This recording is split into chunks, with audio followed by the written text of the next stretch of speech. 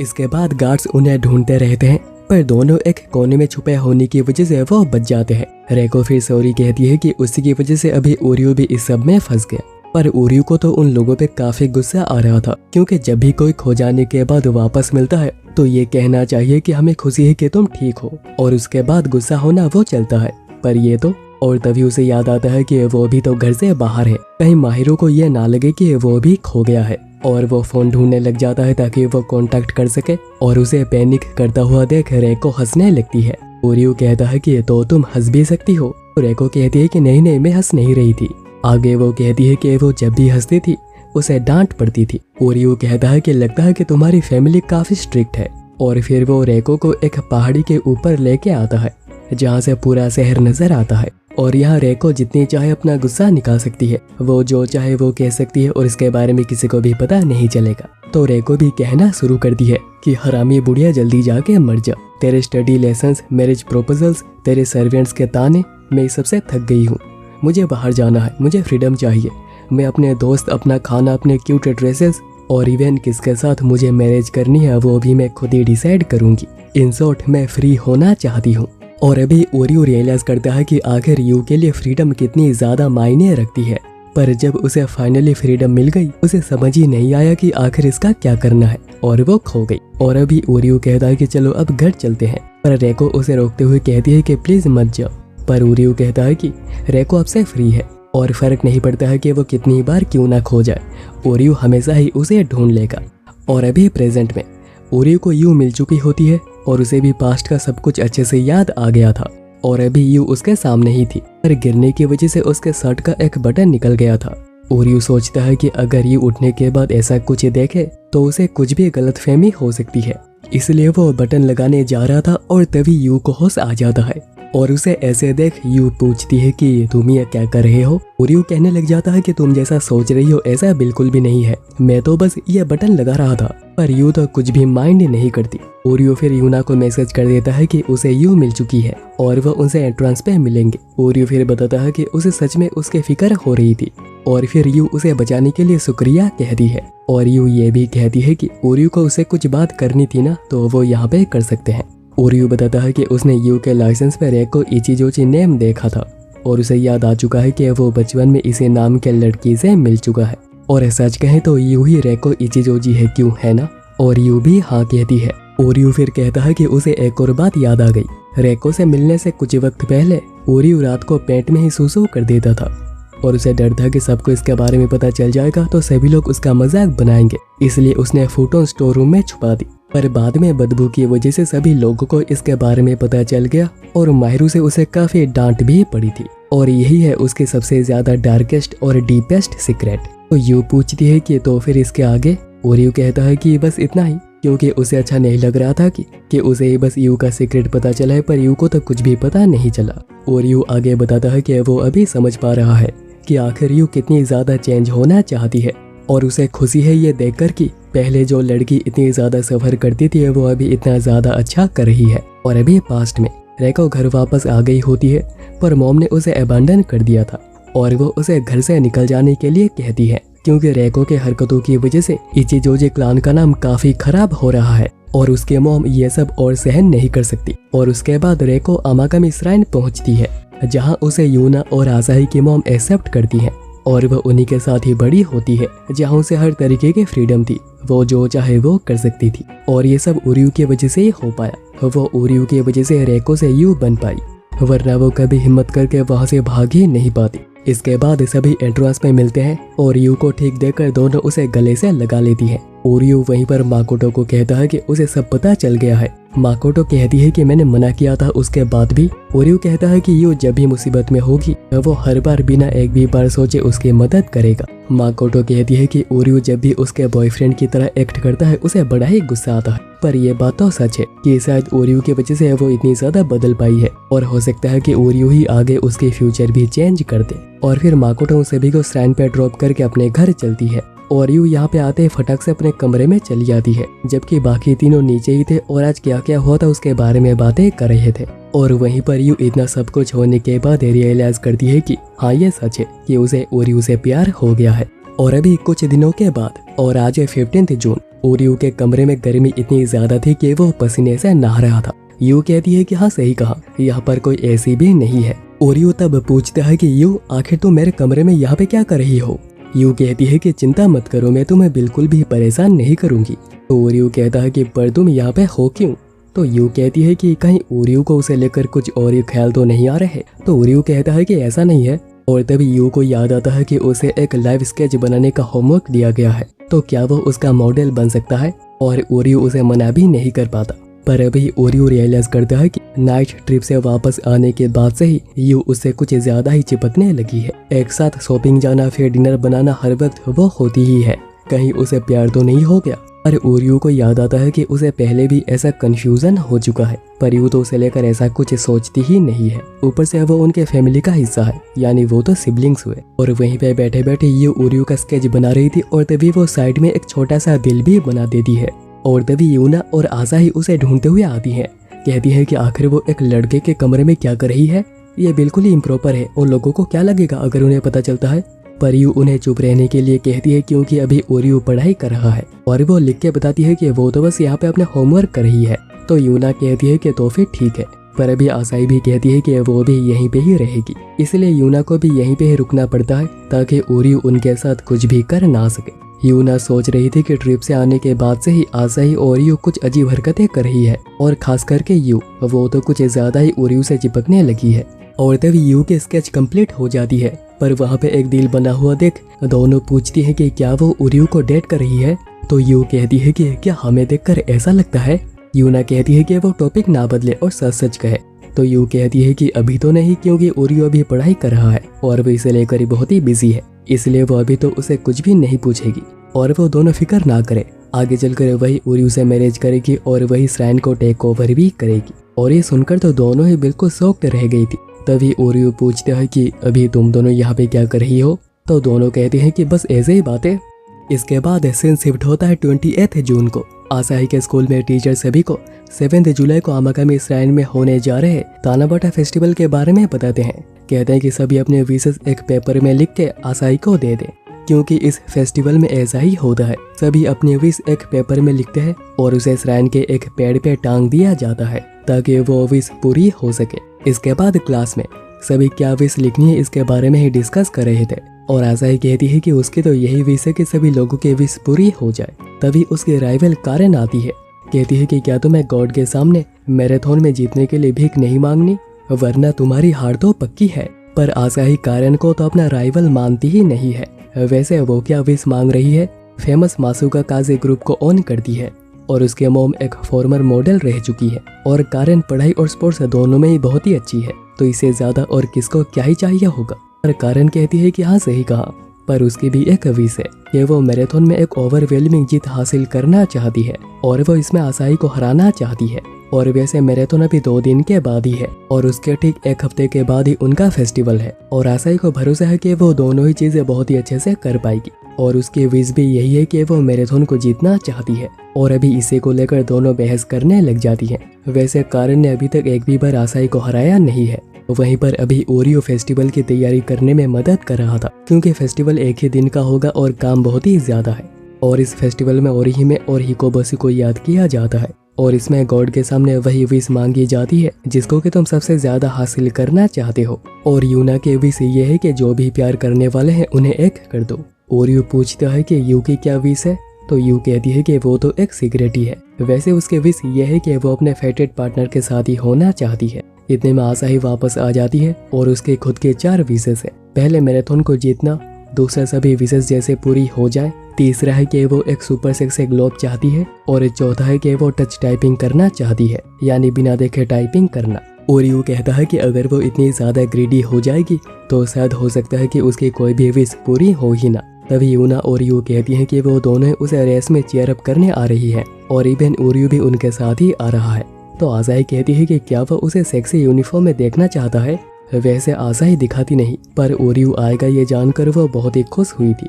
और अभी next day पता चलता है कि जहाँ पे मैराथन होनी है वहाँ पर एक स्टॉर्म आया हुआ है, जिसकी वजह से मैराथन को 1 हफ्ते के बाद शिफ्ट कर दिया गया है, यानी वो अभी 7 जुलाई को होगी और उसी दिन श्राइन में तानाबाटा फेस्टिवल है। कारेन कहने लगती है कि अभी आसाई के पास हारने के बाद एक बहाना मिल जाएगा कि वो फेस्टिवल की तैयारी करने में इतनी ज्यादा बिजी थी कि उसे ट्रेनिंग का मौका ही नहीं मिला और वो हार गई। पर आसाई कहती है कि वो दोनों ही चीजें बेहतर तरीके से करेगी। आसाई फिर दोनों को मैराथन पोस्टपोन होने की बात बताती है और उस दिन तानाबटा फेस्टिवल होने की वजह से वो उसे चीयर करने आ भी नहीं पाएंगे और न ही आसाई यहाँ पे फेस्टिवल का हिस्सा बन पाएगी। पर आसाई दोनों को उस पे नहीं बल्कि फेस्टिवल पे ध्यान देने के लिए कहती है और मैराथन में वो जीत के ही वापस आएगी और वो अभी से ट्रेनिंग स्टार्ट कर देती है। और अभी फेस्टिवल का पहला दिन यानी कि 6 जुलाई को आसाई रेस के लिए निकल रही होती है और यू बताती है कि ओरियो उसके साथ आ रहा है, जिससे कि यू को काफी जेलसी हो रही थी। आसाई दिखाती है कि वो खुश नहीं है कि ओरियो उसके साथ आ रहा है, पर अंदर ही अंदर वो काफी खुश हो रही थी। पर अभी ओरियो किसी काम से गया हुआ है और वो डायरेक्ट स्टेशन पे मिलेगा। और अभी नेक्स्ट डे मैराथन स्टार्ट हो गई होती है, पर 10 किलोमीटर के बाद आसाई लीड खो चुकी थी। इवन वो कारेन के भी पीछे थी, सोच रही थी कि उसे जीतना ही होगा। कारेन भी वहीं पे सोच रही होती है कि आखिर आसाई को क्या हुआ है, आखिर वो इतनी ज्यादा खराब क्यों कर रही है। वैसे कारेन को चीयर करने यहाँ पे उसके मॉम आई हुई थी और तभी आसाई देखती है कि उसे भी चीयर करने यहाँ पे खुद योमी को आई है ओरियो के साथ, जिनको कि ओरियो ने ही आने के लिए रिक्वेस्ट किया था। पर ओरियो को चीयर करने में शर्म आ रही थी, पर वो फिर भी आसाई के लिए चीयर करता है और फिर वो उसे वीडियो कॉल पे भी दिखाता है कि सभी लोग उसे घर से चीयर कर रहे हैं, जिससे कि आसाई के अंदर बिल्कुल ही जोश भर जाता है। और अभी इस राइन में यूना और यू दोनों फेस्टिवल को काफी अच्छे से संभाल रही थी। और अभी इसके बाद ट्रेन से वापस आते हुए आसाई थक के सो गई थी। वैसे वही रेस को जीती है और कारेन सेकंड आई है और ओरियो योमिको को फेस्टिवल के बीच यहाँ पर आने के लिए शुक्रिया कहता है। पर योमिको कहती है कि नहीं, वो फ्री थी क्योंकि उनके श्राइन में तानाबटा फेस्टिवल ओल्ड कैलेंडर के हिसाब से होता है, यानी कि वो फेस्टिवल 1 महीने के बाद 7 अगस्त को होगी। और फिर योमिको ओरियो की तारीफ करती है कि वो तीनों को कितना ज्यादा सपोर्ट करता है। और अभी घर आते हुए आसाई भी उसे सपोर्ट के लिए शुक्रिया कहती है क्योंकि उसी की ही वजह से आसाई की विश पूरी हो पाई। पर ओरियो कहता है कि आसाई ने ही अपनी विश पूरी करी है और उसे खुशी है कि दोनों चीजें अच्छे से हो पाई। और अभी नेक्स्ट डे ओरियो उठने के बाद देखता है कि आज 28 जून है, यानी कि ये सब जो भी हुआ वो सब एक सपना था। वो हर जगह चेक करता है और हर जगह पे 28 जून ही हुआ था, पर वो बिलीव करने को तैयारी नहीं था कि वो सब कुछ बस एक सपना था। इसके बाद सब कुछ पहले की तरह फिर से होने लगता है और ओरियो महसूस कर रहा था कि हाँ, मैंने सब कुछ ये पहले भी किया है। और तभी आसाई वापस आने के बाद मैराथन पोस्टपोन होने की बात बताती है, पर उसे अजीब बिहेव करता हुआ देख ओरियो उसे साइड में ले जाकर बात करता है और आसाई बताती है कि उसने भी यही चीज महसूस करी है और उसे समझ नहीं आ रहा है कि आखिर ये सब कैसे हो गया। ओरियो कहता है कि लग रहा है कि उन्हें ये सब कुछ दोबारा करना होगा और आसाई के लिए फिर से एक मैराथन को जीतना कोई बड़ी बात नहीं होगी, क्यों है ना। और होता भी ठीक ऐसा ही है और आसाई मैराथन को फिर से जीत लेती है। और फिर नेक्स्ट डे फिर से वही होता है और वो अगेन 28 जून को आ गए थे, पर ओरियो फील करा होता है कि इस बार आसाई भी फंस गई है और हो सकता है कि आसाई इस लूप से निकलने की एक चाबी है, पर उन्हें क्या करना है जिससे कि वो इस लूप से बाहर निकल पाए उन्हें समझ ही नहीं आ रहा। और आसाई बिल्कुल ही डिमोटिवेट हो गई थी। ओरियो कहता है कि चिंता मत करो, जो भी हो जाए मैं तुम्हारे साथ हूँ। पर आसाई तो खुश हो रही थी क्योंकि वो इस तरह अपने हर सपने को पूरा कर सकेगी। ओरियो कहता है कि अभी उन्हें बस ट्राई करते रहना होगा और आसाई इसके बाद थैले बड़े करने की ट्रेनिंग करने लग जाती है और फिर टच टाइपिंग की प्रैक्टिस भी करती है ताकि उसके ये दोनों विशेष भी पूरी हो जाए। पर ओरियो उससे पूछता है कि कहीं वो फेस्टिवल का हिस्सा तो बनना नहीं चाह रही, और अगर ऐसा है कि वो फेस्टिवल का हिस्सा बनना चाहती है तो वो ऐसा कर सकती है क्योंकि साल में कई बार रेसेस होती है और आसाई उनमें पार्टिसिपेट कर सकती है। और आसाई डिसाइड करती है कि वो ऐसा ही करेगी और फेस्टिवल में अपना सब कुछ लगा देगी। पर ऐसे रहने में भी कोई दिक्कत नहीं है क्योंकि इस तरह ओरियो हमेशा ही उसके साथ होगा। और अभी इसके बाद सीन शिफ्ट करते हैं 1 जुलाई को। यूना और यू पूछती है कि वो मैराथन के लिए क्यों नहीं जा रही, तो आसाई कहती है कि श्राइन के लिए फेस्टिवल बहुत ही जरूरी है। वैसे मैराथन भी उसके लिए जरूरी है, पर श्राइन को 3 बहनों की जरूरत है। वहीं पर कारेन मैराथन के लिए ट्रेनिंग कर रही थी क्योंकि वो किसी भी हाल में इस बार आसाई को बीट करना चाहती है। और पास्ट में भी एक बार आसाई अकेले ही मैराथन के लिए गई थी, तभी दोनों ने कहा था कि वो भी आना चाहती हैं उसे चीयर करने, पर आसाई ने मना कर दिया था क्योंकि रनिंग ही एक ऐसा वक्त होता था जब भी वो बिल्कुल अकेली होती थी, उसे दूसरों की चिंता करनी नहीं पड़ती थी कि आखिर वो क्या सोचेंगे। और उसी साल कारेन और आसाई ने एक ही साथ पार्टिसिपेट किया था और आसाई इसमें फर्स्ट आई थी और कारेन सेकेंड, जो कि वो बिल्कुल भी एक्सेप्ट कर नहीं पा रही थी क्योंकि आसाई बिल्कुल भी जोर लगाए बिना जीत गई, जबकि वो अपनी पूरी जी जान लगाने के बाद भी बस सेकंड आ पाई। और तभी से उसने ठान लिया था कि वो आसाही को बीट करके रहेगी। और अभी प्रेजेंट में आसाही टीचर को इन्फॉर्म करती है कि वो ये रेस स्किप कर रही है और ये बातें कारेन ने सुनी थी और अभी वो भी टीचर से कहती है कि उसे भी कुछ कहना है। और अभी जैसे जैसे फेस्टिवल का दिन पास आता जा रहा था, ओरियो के अंदर डर बढ़ता जा रहा था कि अभी आगे क्या होगा। पर आसाही को इसकी बिल्कुल चिंता नहीं थी। वो तो कहती है कि इस बार वो श्राइन में वोटिंग करेंगे कि आखिर लोग किसे सबसे ज्यादा पसंद करते हैं। यूना कहती है कि गॉड के सामने ऐसे कॉन्टेस्ट, पर आसाही कहती है कि इसे वो श्राइन का न्यू फेस भी डिसाइड कर पाएंगे और इसमें लोगों को काफी मजा भी आएगा। पर यूना इसमें बिल्कुल भी इंटरेस्टेड नहीं थी क्योंकि उसे तो पता है कि उसे कोई भी वोट नहीं देगा। और अभी फेस्टिवल का दिन, सभी लोग वोटिंग के लिए काफी ज्यादा एक्साइटेड थे और सबसे ज्यादा लोग यूना के पास ही थे और फिर यू के पास और फिर आसाही के पास। और आसाही के इस आइडिया से फेस्टिवल को 4 चांद लग जाते हैं। यू कहती है कि अभी उसे खुशी है कि आसाही अभी उनके साथ मिलकर सब कुछ करना चाहती है क्योंकि पहले ऐसा बिल्कुल भी नहीं था। वो उनके साथ खेलती तक नहीं थी, उसे बस रनिंग करना ही पसंद था और वो घर के सामने बस दौड़ती रहती थी। तभी सिराई वहीं पे आती है और कहती है कि वो पहली बार किसी तानाबाटा फेस्टिवल में इतने सारे लोगों को देख रही है। वैसे वो भी एक विश मांगने आई है कि वो टोक्यो यूनिवर्सिटी जाना चाहती है और वो भी ओरियो के साथ। पर उसने ओरियो वाली लाइन काट दी है क्योंकि पता नहीं कि ये देखकर कौन क्या सोचेगा। सिराई पूछती है कि क्या ओरियो कोई विश नहीं मांग रहा। ओरियो मना करता है। सिराई कहती है कि ओरियो बचपन में भी बिल्कुल ऐसा ही था, कहता था कि क्या विश लिखने से वो पूरी हो जाएगी, तुम्हें खुद कुछ करना होगा तभी जाकर वो विश पूरी होगी। और सिराई ने तभी कह दिया था कि वो भी उसके साथ टोक्यो यूनिवर्सिटी जाना चाहती है। और अभी शाम को वोटिंग का रिजल्ट अनाउंस करने का वक्त हो गया था और देखा जाता है कि सभी लोगों को बिल्कुल सेम वोट्स मिली है, यानी तीनों ही बिल्कुल इक्वल फेमस है, यानी कि किसी को भी बुरा नहीं लगेगा। पर अभी पीछे ओरियो खड़ा हुआ था और उसने अभी तक वोट नहीं डाली, यानी वही डिसाइड करेगा कि आखिर कौन जीतेगा। और उसने वोट दिया था आसाही को और इससे तो आसाही बहुत ही ज्यादा खुश हो गई थी। यू कहती है कि आखिर तुमने आसाही को वोट क्यों दी। पर यूना कहती है कि कुछ समय से वो आसाही के साथ बहुत ही ज्यादा क्लोज हो रहा है, वो सच बता दे कि कहीं उनके बीच कुछ चल तो नहीं रहा ना। और यू कहता है कि ऐसा नहीं है, क्यों है ना आसाही। आसाही कहती है कि वेल अभी तुम्हारे और मेरे बीच एक सीक्रेट रिलेशन तो चल ही रहा है जिसके बारे में हम दोनों ही बता नहीं सकते। और ये सुनते ही दोनों उसे पीटने लग जाती हैं। इसके बाद आसाही ऐसे श्राइन में घूम रही होती है और वो तभी देखती है कि कारेन भी यहाँ पे आई है और वो भी मैराथन को स्किप करके। कारेन कहती है कि इस रेस में जीत उसी की ही होती, पर उसके फैमिली को प्राइम मिनिस्टर के एक प्राइवेट पार्टी में जाना था जिसकी वजह से उसे मैराथन को स्किप करना पड़ा। आसाही कहती है कि जब भी वो यहाँ पे आ ही गई है तो क्यों ना वो कोई विश करे। पर कारेन कहती है कि फायदा नहीं है क्योंकि वो जो चाहती है वो कभी सच होगा ही नहीं। और अभी उसके जाने के बाद आसाही को उसकी विश गिरी हुई मिलती है जहाँ पर उसने लिखा था कि वो आसाही के साथ एक रियल रेस करना चाहती है जहाँ पर आसाही बिल्कुल भी होल्ड बैक नहीं करेगी। खैर इसके बाद ये फेस्टिवल एक सक्सेस रहती है और अभी नेक्स्ट डे वो अगेन 28 जून को आ गए थे और वो अभी भी लूप में फंसे हुए हैं। समझ नहीं आ रहा था कि आखिर क्या किया जाए।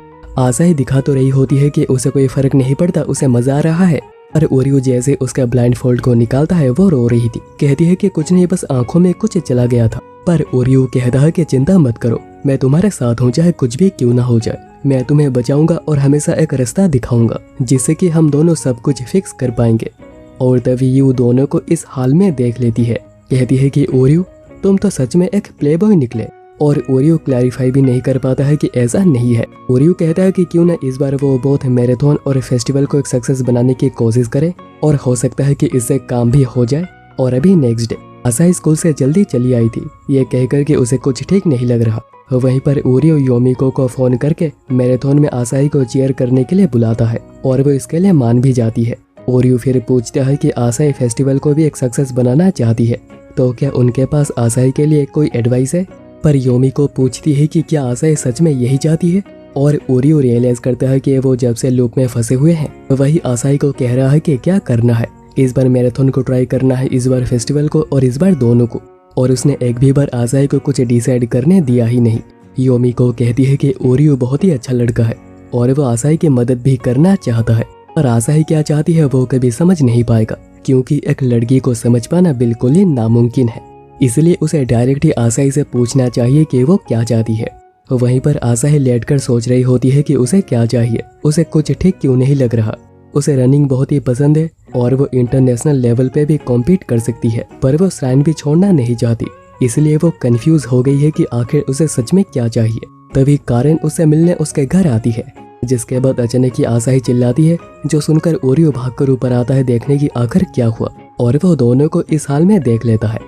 और अभी कुछ समय पहले आसाही पूछती है कि वो यहाँ उसे देखने आई है, क्या उसे फिक्र हो रही थी, पर वो चिंता ना करे, वो बिल्कुल ही ठीक है। पर कारेन तब उस पर चढ़ जाती है और उसकी यूनिफॉर्म को खोलने लगती है, कहती है कि वो अभी कभी रनिंग के लिए जाएंगे और वो आसाही के साथ एक रियल रेस करना चाहती है। और तभी ओरियो कमरे में आ गया था और दोनों को इस हाल में देख लेता है। इसके बाद दोनों रेस करने एक पार्क आते हैं। कारेन कहती है कि तुम्हारा ब्रदर लगता है कि तुम्हें कुछ ज्यादा ही प्यार करता है, और अभी कारेन ओरियो को जज बनाती है और ये भी कहती है कि जो भी रेस जीतेगी वो जो चाहेगी हारने वाले को करना होगा। और वो पहले ही बता देती है कि आखिर वो क्या चाहती है। अगर वो जीत जाती है तो आसाही को रनिंग हमेशा के लिए छोड़ देना होगा। इसके बाद रेस स्टार्ट होती है और दौड़ते हुए और आसाही पूछती है कि आखिर कारेन ने ऐसी शर्त क्यों रखी। कारेन कहती है कि इस सीजन के स्टार्टिंग से ही आसाही रनिंग पे बिल्कुल भी ध्यान नहीं दे रही और वो तब से बिल्कुल भी इम्प्रूव नहीं हुई है, जबकि कारेन ट्रेनिंग करते हुए बहुत ही बेहतर हुई, इवन वो उसके लेवल के आसपास भी आ गई है। और ऐसा हो सकता है कि वो उसके बेस्ट टाइम को भी बीट कर दे। और उसे गुस्सा आ रहा है ये देखकर कि आसाही रनिंग को बिल्कुल भी सीरियसली नहीं ले रही, और अगर ऐसा ही रहा तो वो रनिंग ही छोड़ दे। जब से वो आसाही से मिली उसके अंदर एक जोश आ गया और वो हमेशा उसे हराने के बारे में सोचने लगी, और वो अभी आसाही को बीट करके सब कुछ खत्म करना चाहती है। और एंड में ठीक ऐसा ही होता है, कारेन फाइनली आसाही को हरा देती है और रूल के हिसाब से भी आसाही को रनिंग क्विट करनी होगी। पर आसाही तभी कहने लग जाती है कि ये रेस काउंट नहीं होगी, क्योंकि रेस के स्टार्टिंग में कारेन ने उस पर साइकोलॉजिकल प्रेशर डाल दिया था, इसलिए ही इस रेस को वैलिड माना नहीं जाएगा। आसाही कहती है कि जब उसके सामने श्राइन या फिर मैराथन को चूज करने का समय आया, उसने श्राइन को ही चुनी, क्योंकि रनिंग बस वो मजे के लिए करती है। पर लगता है कि वो गलत थी, और ये बात उसे तभी समझ आई जब कारेन ने उसे रनिंग को क्विट करने के लिए कहा। और कोई उसके बेस्ट टाइम को बीट करके इतना खुश हो सकती है, इससे उसके अंदर और भी ज्यादा जोश आ गया है और वह भी बेहतर भी होना चाहती है, ताकि लोग भी उसी की तरह ही बनना चाहे। और अभी रनिंग भी उसके लिए श्राइन जितनी ही इम्पोर्टेंट है, इसलिए उसने फैसला किया है कि वो 7 जुलाई को मैराथन में पार्टिसिपेट करेगी। ओरियो कहता है कि ठीक है, तो वो भी आएगा। उसे चीयर करने पर आसाही मना करती है, क्योंकि इस बार वो अपना पूरा फोकस रेस पे देना चाहती है। और इससे ओरियो बिल्कुल ही टूट गया था, क्योंकि वो एंड में आसाही की बिल्कुल भी हेल्प कर नहीं पाया। पर आसाही उसे शुक्रिया कहती है, क्योंकि उसके बताए गए रास्तों की वजह से वो समझ पाई कि आखिर उसे सच में क्या करना है। और हाँ, उसे हमेशा ही ओरियो की मदद चाहिए होगी। इसके बाद मैराथन का दिन, आसाही मैसेज करके बताती है कि वो रेस जीत गई है, जिसके बाद फाइनली लूप टूट ही जाती है और वो 8 जुलाई में एंटर कर चुके हैं, जिसको वो सेलिब्रेट कर रहे होते हैं। पर यूना कहती है कि आखिर वो इतना ज्यादा शोर क्यों कर रहे हैं, इससे नेबर्स काफी परेशान होंगे। वैसे उन्हें यहाँ पे समय बर्बाद ना करके फेस्टिवल की तैयारी करनी चाहिए।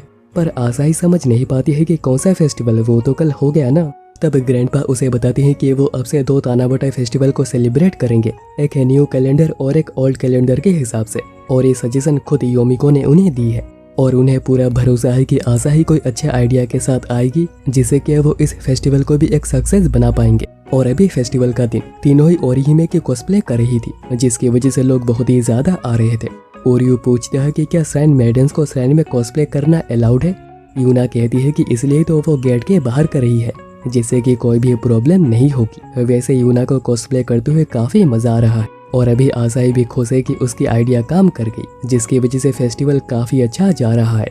यू कहती है कि अभी आसाही थोड़ी बदली हुई लग रही है। पहले वो ऐसे बिहेव कर रही थी जैसे कि उसके सर पे कोई बोझ हो, पर लगता है कि वो बोझ अभी हट चुका है और वो बिल्कुल फ्री हो गई है, जिस वजह से वो अभी और भी ज्यादा क्यूट लग रही है।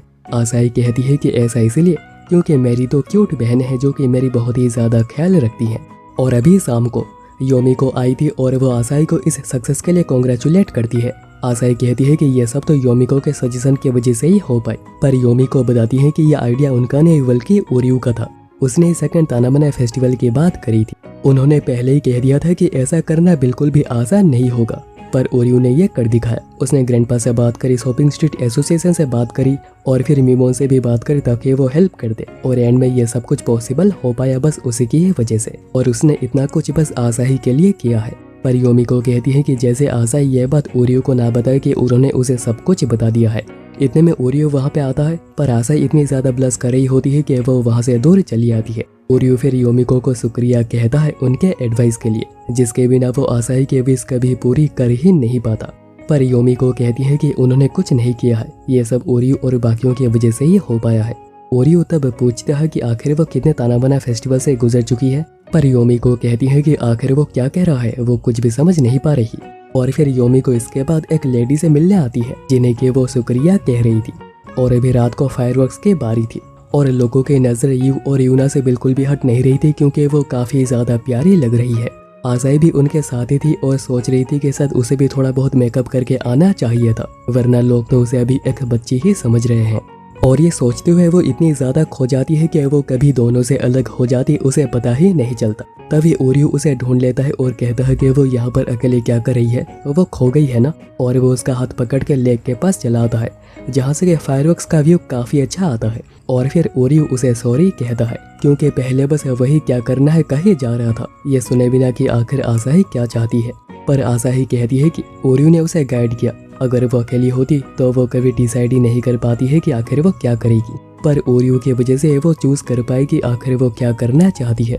मतलब दोनों ने मिलकर ही इस प्रॉब्लम को ओवरकम किया है। तभी फायरवर्क्स भी स्टार्ट हो जाती है और आसाही कहती है कि एक यंग लड़का और लड़की एक साथ फायरवर्क्स देख रहे हैं, कितना रोमांटिक चीज है ना, कहीं इस माहौल में तुम्हें मुझसे प्यार ना हो जाए। तो ओरियो कहता है कि क्या बकवास कर रही हो, मैं तो कभी ऐसा सोचता भी नहीं हूँ। और आसाही सोचने लग जाती है कि शायद वो सही कह रहा है। यूना और यू को देखकर उसके अंदर जो फीलिंग होती होगी, आसाही को देखकर उसके अंदर वो फील नहीं होता होगा। और अगर ओरियो आगे चलकर उनमें से किसी एक को मैरिज करता है तो वो श्योर है कि वो तो आसाही नहीं होगी। और तभी वो अचानक से ओरियो को किस करती है, जिसके बाद वो उसे आई लव यू भी कह देती है। और ओरियो तो बिल्कुल ही प्रोसेस कर नहीं पा रहा था कि आखिर ये सब क्या हो गया। आसाही सोच रही थी कि वो इस रेस को जीत के ही रहेगी, उसका मतलब है ओरियो को पाने से। तब यू और यूना वहाँ पे पहुँचती है, पर जो होना था वो तो उनके आने से पहले ही हो चुका है। और अभी नेक्स्ट डे ओरियो स्कूल से वापस आ रहा होता है, पर अभी उसके दिमाग में आसाही की किसकी बात ही याद आ रही थी। और अभी इतना पागल होता जा रहा था कि वो रास्ते में बस अपना सर पीटे जा रहा था। पर फिर ओरियो खुद को शांत करता है और कहता है कि क्योटो यूनिवर्सिटी जाना उसका सपना है और वो ये सपना पूरा करके रहेगा। और आज मॉक एग्जाम का रिजल्ट भी है, जिससे पता चल जाएगा कि आखिर वो कहाँ पे खड़ा है। और उसे पूरा भरोसा है कि उसे ग्रेड ए ही मिलेगी और वो बेहतर ही करेगा। पर वो जब भी रिजल्ट लेने पहुंचता है, वो देखता है कि उसे ग्रेड बी मिली है, जो देखकर उसे भरोसा ही नहीं हो रहा था। और तभी सिराही उसे मिलती है और वो भी यहाँ पे टेस्ट के लिए आई थी और उसे तो यहाँ पे ग्रेड ए मिला है। सिराही कहती है कि ओरियो को कम मार्क आए हैं, पर इसमें उसकी कोई भी गलती नहीं है, क्योंकि अगर वो इतनी सुंदर लड़कियों के साथ रहेगा तो कहाँ उसका पढ़ाई में मन लगेगा। और ऐसे ओरियो कभी भी उसे बीट नहीं कर पाएगा और वो तो उसे मिस्टर बी कहकर टीज भी करती है। पर वो ये भी समझता है कि गुस्सा होने से कुछ नहीं होगा, उसे बेहतर करना होगा। और अभी थोड़ी देर के बाद इनो ओरियो से कुछ बातें करने आए थे, पर वो तो कमरे में था ही नहीं, पर उसके मार्कशीट सामने ही रखी हुई थी जो कि उन्हें दिखती है। ओरियो वहीं पर माहिरू और बच्चों के साथ जॉइंट मेमोरियल में प्रे करने गया हुआ था, जहाँ पर कि सभी अपने पेरेंट्स के लिए प्रे करते हैं। और बात करते हुए माहिरू पूछती है कि क्या उसने डिसाइड कर लिया है कि वो किससे मैरिज करेगा। जो सुनते ही ओरियो बिल्कुल ताता पापा करने लग जाता है कि वो क्या कहे। माहिरू कहती है कि लगता है कि चीजें अभी तक उतनी दूर नहीं गई है, पर उसे पता चला है कि एक श्राइन मेडन का उस पर क्रश है और ये खबर उसे योमिको ने दी है, पर वह बताती नहीं। और माहिरू पूछती है कि ओरियो इस चीज को लेकर क्या फील करता है। ओरियो कहता है कि यह बात जानकर उसे खुशी हुई है और वो ये भी चाहता है कि वो तीनों हमेशा ही खुश रहें, पर अभी उसके पास प्यार के लिए कोई वक्त नहीं है। तो माहिरू तब उसे कहती है कि वो जैसे बड़े लोगों जैसे बिहेव करने की कोशिश ना करे, और क्या उसे पता है कि वो फ्यूचर में क्या करेगा। इसके बाद ओरियो प्रे करते हुए सोच रहा होता है कि उसे सपना तो आया था जहाँ वो क्योटो यूनिवर्सिटी जाकर डॉक्टर भी बन गया था।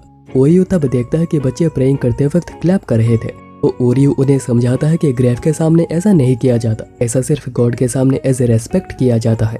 और माहिरू ये देखकर हैरान होती है कि अभी ओरियो इस सब में इतना ध्यान देता है, वरना पहले उसे इनसे कोई फर्क ही नहीं पड़ता था। ओरियो कहता है कि लड़कियों ने बार बार कहकर ये उसके दिमाग में डाल दिया है और उसके लिए ग्रेव एक प्रूफ है कि कोई पहले एग्जिस्ट करता था, पर वो अभी हमेशा के लिए जा चुका है। और इसलिए वो एक डॉक्टर बनना चाहता है ताकि ऐसे छोटे बच्चों को ग्रेव के सामने प्रे करना ना पड़े। और वो लड़कियों के लिए श्राइन को भी बचाना चाहता है, पर वो श्राइन को टेक ओवर नहीं कर सकता। और तभी उसे ऐसा फील होता है कि जैसे पीछे कोई खड़ा है, पर वहाँ पर तो कोई था ही नहीं। माहिरू इतने में कहती है कि उन्हें लगता है कि ओरियो एक ग्रेट श्राइन प्रीस्ट बन सकता है। और अभी शाम को तीनों आग जलाकर एंसेस्टर्स को गुड बाय कह रहे थे, क्योंकि ऐसा माना जाता है कि इस समय एंसेस्टर्स उनसे मिलने आते हैं। यू तब कहती है कि उन्हें ओरियो के मॉम से भी कुछ कहना चाहिए ताकि उन्हें आफ्टर वर्ल्ड में ओरियो की चिंता ना हो। तो आसाही पहले कहती है कि ओरियो एक मुफ्तखोर है जो कि सुंदर लड़कियों के साथ रहता है। यूना कहती है कि ओरियो अपने ड्रीम के लिए बहुत ही मेहनत कर रहा है और वो घर के कामों में हमेशा ही उनकी मदद करता है। और यू कहती है कि वो जब भी मुसीबत में होते हैं ओरियो हमेशा ही उनकी मदद करने आ जाता है और वह उन्हें शुक्रिया कहती है जिस वजह से वो ओरियो से मिल पाए। और तभी ओरियो को अपने सामने अपने मॉम दिखती है, जो देखकर वो बिल्कुल ही इमोशनल हो गया था। और तभी एक तेज हवा के झोंके से वो चली जाती है। और तभी तीनों देखते हैं कि ओरियो के आंखों में आंसू है, पर ओरियो कहता है कि हवा की वजह से उसके आंखों में कुछ चला गया था, पर वो समझ पा रही थी कि ऐसा नहीं है। और तीनों उसे पैट करते हुए कहते हैं कि उसे हमेशा खुद पे इतना हर्ष होना नहीं चाहिए। ग्रैंडपा तब कहते हैं कि तो तुम तीनों एग्री करती हो? तो तीनों हाँ कहती है। और ग्रैंडपा ओरियो को फाइनली अमागामी श्राइन का सीक्रेट उसे बताते हैं। और ये तब का समय है जब रेको यहाँ पे आई थी और मॉम ने उसे एडॉप्ट किया था। और मॉम ने उसे ये भी कहा था कि आसाई और यूना भी उसी की तरह है। पहले उनके नाम भी अलग थे और वो भी यहाँ पे कहीं और से ही आए हैं, यानी तीनों ही उनकी बेटियां नहीं है और वो तीनों ब्लड रिलेटेड भी नहीं है। और इस बात को सुनकर ओरियो बिल्कुल भी शॉक्ड नहीं हुआ था, क्योंकि यू की वजह से उसे आधी सच्चाई तो पता थी। यूना पूछती है कि क्या वो जानना नहीं चाहता कि वो कौन थी, उनकी मॉम कौन थी और तीनों यहाँ पर कैसे पहुँचे, और ये बात आखिर वो उसे अभी क्यों बता रहे हैं। ओरियो कहता है कि उसे इतना तो पता है कि उनकी मॉम एक स्पेशल पर्सन रही होंगी, जो कि उन तीनों के बॉन्ड को देखकर ही पता चलता है। और अभी नेक्स्ट डे ओरियो कपड़े सुखा रहा होता है और तभी आसाही उसकी हेल्प करने आ जाती है। और ओरियो तभी उसे उसका आंसर देने जा रहा था, पर आसाही पहले ही गेस कर लेती है कि ओरियो मनाही करेगा पढ़ाई का नाम देकर। ओरियो कहता है कि उसने कभी सोचा ही नहीं था कि ऐसे सवाल का आकर कैसा जवाब देना होता है, और वह भी बिल्कुल भी श्योर नहीं है। तो आसाही कहती है कि वो कोई आंसर भी नहीं चाहती, वो तो बस इतना चाहती थी कि ओरियो को पता हो कि आखिर वो उसे लेकर क्या फील करती है। इसके बाद ओरियो यू का कमरा साफ करने आता है, पर वो ये देखकर बिल्कुल ही चौंक जाता है कि यू ने खुद ही अपने कमरे को साफ कर दिया है, पर उसने सारा का सारा सामान कबर्ड में डाल दी है, जो कि कभी भी बाहर गिर सकता है। और तभी ओरियो उसे इतनी ज्यादा हेल्प के लिए शुक्रिया कहती है। और अभी इसके बाद देर रात को ओरियो देखता है कि अभी यूना खाना बना रही थी, जो कि सच में बहुत ही ज्यादा टेस्टी भी बनी थी। ओरियो कहता है कि ये कितनी बुरी बात है कि वो इसे रोज रोज नहीं खा पाते, क्योंकि यूना इतनी ज्यादा स्लो है। यूना कहती है कि बकवास बंद करो, और वो रात को इसलिए ही बना रही है क्योंकि वो स्लो है, ताकि वो ब्रेकफास्ट पहले से तैयार कर दे। और फिर सोते वक्त ओरियो सोच रहा होता है कि वो सभी कितनी ज्यादा बदल गई है, और कहे तो वो भी काफी ज्यादा बदल चुका है। और अभी नेक्स्ट डे ब्रेकफास्ट में करी सभी को काफी ज्यादा पसंद आती है। आसाई तो कहती है कि उन्हें इस करी को श्राइन में सेल करना चाहिए, काफी अच्छा होगा। और ओरियो कहता है कि अगर यूना ऐसे कुकिंग में उसकी हेल्प करती रहे तो उसका काफी टाइम बचेगा। अब तीनों कहती है कि ओरियो अभी तक उनकी इतनी ज्यादा हेल्प कर चुका है कि उसे शुक्रिया कहना भी एनफ नहीं होगा, पर वो उसे फिर भी शुक्रिया कहती है और फिर वो उसे गुड बाय भी कहती है। और पता चलता है कि ग्रेवयार्ड में इन्हीं तीनों ने ओरियो को श्राइन टेक ओवर ना करने की बात सुन ली थी, और तीनों ही समझ गई होती है कि ओरियो यहाँ पे बिलोंग नहीं करता है। और जैसे कि उन तीनों का सपना है श्राइन को प्रोटेक्ट करना, वैसे ही ओरियो का सपना है डॉक्टर बनके ऑर्फनेज और बच्चों को सपोर्ट करना। और वो तीनों नहीं चाहती हैं कि वो ओरियो से काम करवा के वो उसके सपने के बीच आए। यू कहती है कि वो ओरियो को फ्री कर देना चाहती है ताकि ओरियो अपने सपने को चेज कर सके। आसाही पूछती है कि पर यू तो उसे पसंद करती है ना। यू कहती है कि वो ठीक रहेगी और वो प्यार करती है, इसलिए ही वो चाहती है कि ओरियो अपना सपना पूरा करे। और वैसे आसाही क्या करेगी? तो आसाही भी कहती है कि वो भी इसी बात से सहमत है, क्योंकि वो भी उससे प्यार करती है। और अभी प्रेजेंट में ओरियो कहने लगता है कि अगर वो चला जाएगा तो आखिर श्राइन का क्या होगा। तो तीनों कहती हैं कि वो फिक्र ना करे, वो संभाल लेंगे, और वो कहाँ रहेगा वो ग्रैंडपा से बात कर लेंगे। और फिर तीनों खुद ही उसका सामान पैक करके उसे गुड बाय गिफ्ट के साथ अलविदा कह देती है। पर ओरियो को फिक्र हो रही होती है कि अगर वो चला गया तो घर के सारे काम कैसे होंगे। पर तीनों कहती हैं कि वो ठीक रहेंगी और उन्हें नया कोई मिल जाएगा जो कि श्राइन को टेक ओवर करेगा। इसलिए ओरियो बिना किसी फिक्र के अपने सपने की तरफ आगे बढ़ सकता है, और वो प्रे करेंगी कि वो सच हो जाए। और तब ओरियो उन्हें शुक्रिया कहता है कि उसे जो पुश चाहिए थे उन्होंने दे दी है, और अभी वो अपने सपने की तरफ फोकस कर पाएगा। और फिर ओरियो गुड बाय कह के गेट के बाहर चला आता है, और फिर वहीं से घूमकर वो वापस आता है। कहता है कि उन्हें नया कोई चाहिए था ना। उसे एक लड़का पता है, जब वो लड़का छोटा था वो हमेशा ही अपने मॉम के लिए प्रे करता था, पर जब भी उसकी प्रेइंग काम नहीं आई और उसकी मोम नहीं रही, उसका गॉड के ऊपर से भरोसा ही उठ गया कि वो कुछ काम के होते हैं। पर वो गलत था और ये गलती उसे कुछ श्राइन मेडेंस के साथ मिलने के बाद पता चला और उसे समझ आया कि प्रेयर्स कभी भी खाली नहीं जाती और एक डॉक्टर की तरह प्रेयर्स भी हमेशा अपना काम करती है। इसलिए अभी उसका नया सपना है कि वो एक प्रीस्ट डॉक्टर बनेगा और वो तीनों उसे प्लीज एक्सेप्ट करे एज ए श्राइन फ्यूचर। यू पूछती है कि क्या गुड बाय कहने से पहले ओरियो ने ये बात सोच ली थी, तो ओरियो हाँ कहता है और फिर वो तीनों ही उसे एक्सेप्ट करती है। पर उसे श्राइन प्रीस्ट बनने के लिए सर्टिफिकेट भी चाहिए होगी और क्या उसने सोच ली है कि वो किससे मैरिज करेगा, तो ओरियो कहता है कि वो आज से ही इसके बारे में सोचना शुरू करेगा। तो तीनों उसे टीज करते हुए कहती हैं कि तो तुम्हें हम में से कोई भी चलेगी, हाँ तुम तो सच में प्लेबॉय निकले ओरियो। और अभी नेक्स्ट डे ओरियो को हाई फीवर हो रखा था जिसके वजह से वो रेस्ट कर रहा था और फिर शाम को यूना उसके लिए राइस पोरिज बना के लाती है जो कि ओरियो को पसंद भी आता है। पर यूना को लगा नहीं था कि ये अच्छा बना होगा और अभी ओरियो अगेन टेम्परेचर चेक करने की सोचता है पर देखता है कि बैटरी डेड हो गई है। इसलिए यूना ओल्ड मेथड का यूज करती है और वो उसकी इतनी ज्यादा क्लोज हो गई थी कि ओरियो बस ठहर सा गया था। और तभी ओरियो की नींद खुलती है और सोचता है कि तो ये सब कुछ बस एक सपना था और वैसे भी यूना थोड़ी ये सब करेगी। पर वो तभी राइस पोरिज बॉल साइड में रखा हुआ देखता है, यानी कि वो बात सच थी। यूना तब गेट के बाहर खड़ी थी और सोच रही थी कि पता नहीं कि तब उसे क्या हो गया था और अभी ओरियो इस रैन को टेक ओवर करेगा और उसने प्रॉमिस किया था कि वो उसे सपोर्ट करेगी। पर अभी तो उसे खुद भी हाई फीवर हो गया है। इसके बाद नेक्स्ट डे ओरियो बिल्कुल ठीक हो गया था पर वो तभी यूना के अजीब से हेयर स्टाइल को नोटिस करते हैं। ओरियो पूछता है कि आखिर वो इतनी अजीब हेयर स्टाइल में क्या कर रही है। यू कहती है कि उसे कुछ पता है और कहने के चक्कर में वो उसे किस कर देती है। पर फिर वो उसे बताती है कि यूना आज बहुत ही अजीब बिहेव कर रही है और वो जब भी ऐसा करती है मतलब कि वो कुछ छुपा रही है या फिर वो अपने दिल में कुछ दबा के बैठी है। ओरियो कहता है कि वो समझ गया और वो शायद उसकी हेल्प कर सकता है। पर वो देखते हैं कि अभी तो यूना एक और अजीब से हेयर स्टाइल में थी। ओरियो सोच रहा था कि क्या रिसेंटली कुछ हुआ था और तभी यूना गलती से गिर जाती है और यू चेक करती है कि यूना को तो बुखार हो गया है जो कि उसे ओरियो से ही हुआ है। पर यूना रेस्ट करने से मना करती है वरना उन दोनों को सब कुछ खुद ही करना होगा और वैसा नहीं चाहती। पर तभी यू उस पर गुस्सा करते हुए कहती है कि वो आराम करे, वो दोनों सब कुछ संभाल लेंगी और ओरियो तो यहाँ पे है ही उनके मदद के लिए, इसलिए यूना उन पे रिलाई कर सकती है। और यूना इतनी ज्यादा इमोशनल हो जाती है कि वो रोने ही लगती है। कहती है कि उन्होंने डिसाइड किया था कि वो ओरियो को अपना सपना पूरा करने में हेल्प करेंगी, इसलिए वो हेल्प करना चाहती है। ओरियो कहता है कि अगर वो ऐसे हार्ड वर्क करेगी तो उसे और भी ज्यादा हार्ड वर्क करना होगा। उसे पता है कि यूना इस रैन के लिए सबसे ज्यादा मेहनत करती है और जब ओरियो मना करता था कि उसे गॉड्स पे कोई भरोसा नहीं है तो यूना ही थी जो कि खुलकर कहती थी कि आखिर वो क्या फेल करती है और वो उसका विरोध करती थी। और वहीं से ही ओरियो को श्राइन प्रीस्ट बनने की इंस्पिरेशन मिली है। तब यूना उसे पीछे से टाइटली हग करती है और कहती है कि मुझे मेरे कमरे में ले चलो, मुझे आराम करना है और एक बार मैं ठीक हो जाऊं तब मैं और भी ज्यादा मेहनत करूंगी। और अभी अगले सीन में यूना बिल्कुल ही ठीक हो गई थी और वो चलकर गॉड से प्रे करती है कि जैसे उसकी तबीयत हमेशा ही ठीक रहे और तभी गॉड खुद उसे ब्लेस करती है।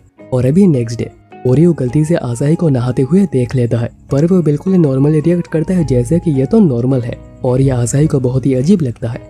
इसके बाद स्कूल में कल्चरल फेस्टिवल के लिए मिसुको ने डिसाइड किया है कि उनकी क्लास एक प्ले परफॉर्म करेगी जिसके स्टोरी में एक साई प्रिंस और एक मैस्कुलिन प्रिंसेस होती है। और अभी क्योंकि क्लास में एक ही लड़का है तो ओरियो को ही चूज किया जाता है और वो मना भी कर नहीं पाता। पर यूना कहती है कि ऐसा नहीं हो सकता है, वो इसका विरोध करती है, वो उसे लड़कियों के कपड़ों में देखना नहीं चाहती। पर बाकियों का मानना ऐसा बिल्कुल भी नहीं था और बहुत सारी लड़कियां थी जो कि उसके ऑपोजिट में काम करना चाहती थी।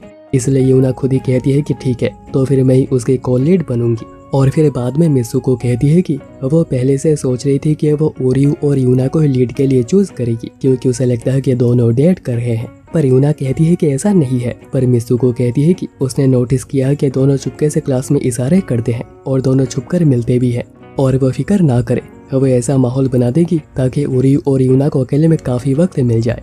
और अभी डिनर करते हुए वो प्ले की बात दोनों को बताते हैं और ओरियो तो अभी से ही लड़कियों की तरह एक्ट करने की कोशिश में लगा हुआ है। यू कहती है कि उसने रोल के लिए हाँ कर दी तो ओरियो कहता है कि वो पूरे क्लास को मना नहीं कर पाया और उसे भरोसा है कि यूना के साथ होने से सब कुछ ठीक रहेगा। तो आसाही ओरियो उसे टीज करते हुए कहने लगती है कि हाँ तुमने बिल्कुल सही कहा, तुम दोनों एक परफेक्ट कपल जो हो। और फिर नहाते हुए पता नहीं यूना क्या सोचे जा रही थी। इसके बाद ओरियो कॉल करता है और कहता है कि उसे प्ले की बात करनी है और वो ये कैसे करेंगे।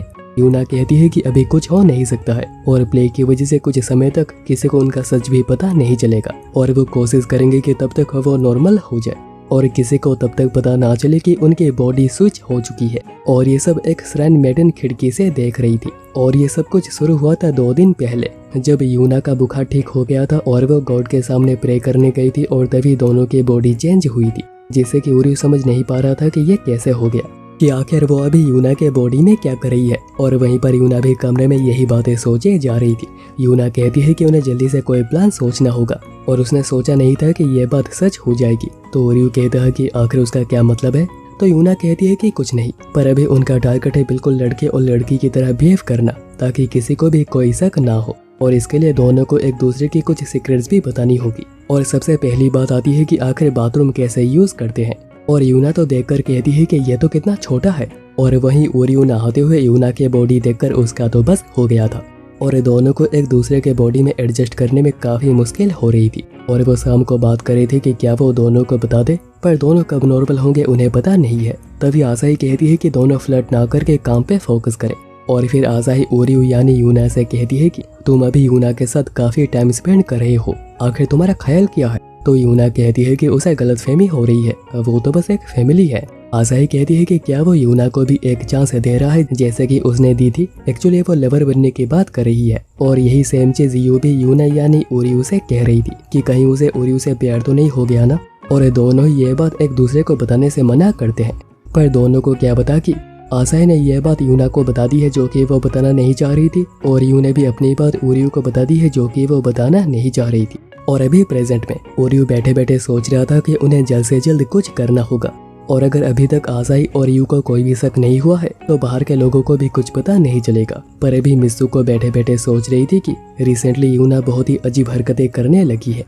इसके बाद स्कूल में दोनों ही फेस्टिवल में होने जा रहे ड्रामा की प्रैक्टिस करने में लगे थे और तभी उन्हें पता चलता है कि नेक्स्ट वीक ही उनका एक बड़ा एग्जाम आ रहा है। और ओरियो समझ आता है कि इस बार तो उसके लग गए। और फिर स्कूल खत्म होने के बाद भी ओरियो देखता है कि यूना अभी बैठ के पढ़ाई कर रही है। तो ओरियो कहता है कि इतना सब कुछ हो रहा है और वो इस सब के बीच में अपनी अंग्रेजी सुधारने बैठी है। पर यूना कहती है कि वो इसलिए पढ़ाई कर रही है ताकि ओरियो के ग्रेड्स खराब ना हो। और ये सुनते ही ओरियो ब्लश करने लगता है, पर सोचता है कि आखिर मैं खुद के ही चेहरे को देखकर ब्लश कैसे कर सकता हूँ। ओरियो फिर कहता है कि यूना एग्जाम की ज्यादा स्ट्रेस ना ले, एक खराब एग्जाम से कोई भी फर्क नहीं पड़ेगा। इसके बाद यूना घर आने के बाद भी प्ले की प्रैक्टिस करने में बिजी थी और तभी यू ओरियो को प्रेयर सेरेमनी की तैयारी करने के लिए कहती है। पर ओरियो समझ ही नहीं पाता है कि आखिर किस चीज की तैयारी। तो यू बताती है कि डांस की। ओरियो के दिमाग से तो ये निकल ही गया था कि श्राइन मेडन्स डांस भी करती हैं, इसलिए वो डांस सीखने में लग जाता है। और आसाही ओरियो देखकर कहती है कि वो तो पहले से डांस में परफेक्ट है, पर वो फिर भी प्रैक्टिस कर रही है। तो ओरियो कहता है कि मुझे अभी भी बहुत कुछ सीखना बाकी है। ओरियो सोच रहा होता है कि यूना बहुत ही मेहनत से डांस के इस लेवल तक पहुंची है और वो अपने खराब परफॉर्मेंस से उसका नाम खराब करना नहीं चाहता। और दूसरी ओर यूना भी इसलिए पढ़ाई कर रही थी ताकि ओरियो के ग्रेड्स खराब ना हो। इसके बाद स्कूल में ओरियो की बॉडी इतनी ज्यादा पेन कर रही थी कि उसे चला भी नहीं जा रहा था। पर मिसुको को लगता है कि जरूर ओरियो के साथ ही कुछ हुआ होगा जिसकी वजह से यूना का यह हाल हुआ है। तो ओरियो कहता है कि ऐसा नहीं है और वो तो अभी रिलीव्ड हुई है कि श्राइन को उसका उत्तराधिकारी मिल चुका है। पर मिसुको तभी पकड़ लेती है कि वो यूना नहीं है, कोई और है। यूना कभी श्राइन उत्तराधिकारी मिलने से खुश नहीं होगी, जरूर किसी इविल स्पिरिट ने उसे पोजेस किया है। ओरियो सोच रहा होता है कि श्राइन को एक उत्तराधिकारी चाहिए और अभी वो मिल भी चुका है। तो यूना आखिर खुश क्यों नहीं है? तो क्या यूना कोई बात छुपा रही है? तब वही श्राइन मेडन उसके पीछे आती है। ओरियो पूछता है कि वो कौन है और तभी उनकी बॉडी अगेन चेंज हो जाती है। ओरियो को याद आता है कि उसने यह मास्क इनारी फॉरेस्ट में भी देखी थी। तो क्या इस बॉडी स्विचिंग के पीछे उन्हीं का ही हाथ है? पर अभी ओरियो नोटिस करता है कि वो ये कौन से जगह पे आ गया है।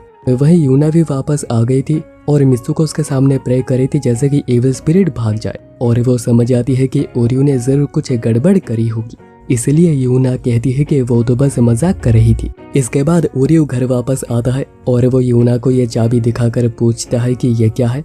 और ये देखकर यूना बिल्कुल हैरान परेशान हो जाती है, कहती है कि उसे ये चाबी पड़ी हुई मिली थी और वो ये चाबी कल पुलिस को दे देगी।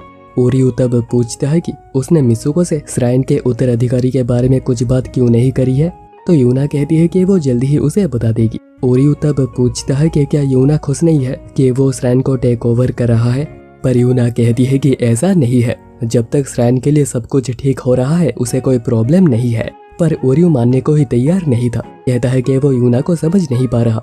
बॉडी स्विच होने पे उसे लगा था कि वो उसे समझ पा रहा है, पर ऐसा नहीं है और वो यूना को अच्छे से समझना चाहता है। ये जानना चाहता है कि आखिर यूना सच में क्या फील करती है। और तभी ये दोनों उन्हें ही देख रहे थे। ये लड़का फिर से एक और लड़की पे लाइन मारने में लगा हुआ है। तो यू कहती है कि इसलिए ही एक प्लेबॉय को कभी डेट करना नहीं चाहिए। और यू कहता है कि ऐसा नहीं है। और यूना भी कहती है कि उसे पता है कि वो क्या कह रहा है, पर चिंता की कोई बात नहीं, वो बिल्कुल ठीक है।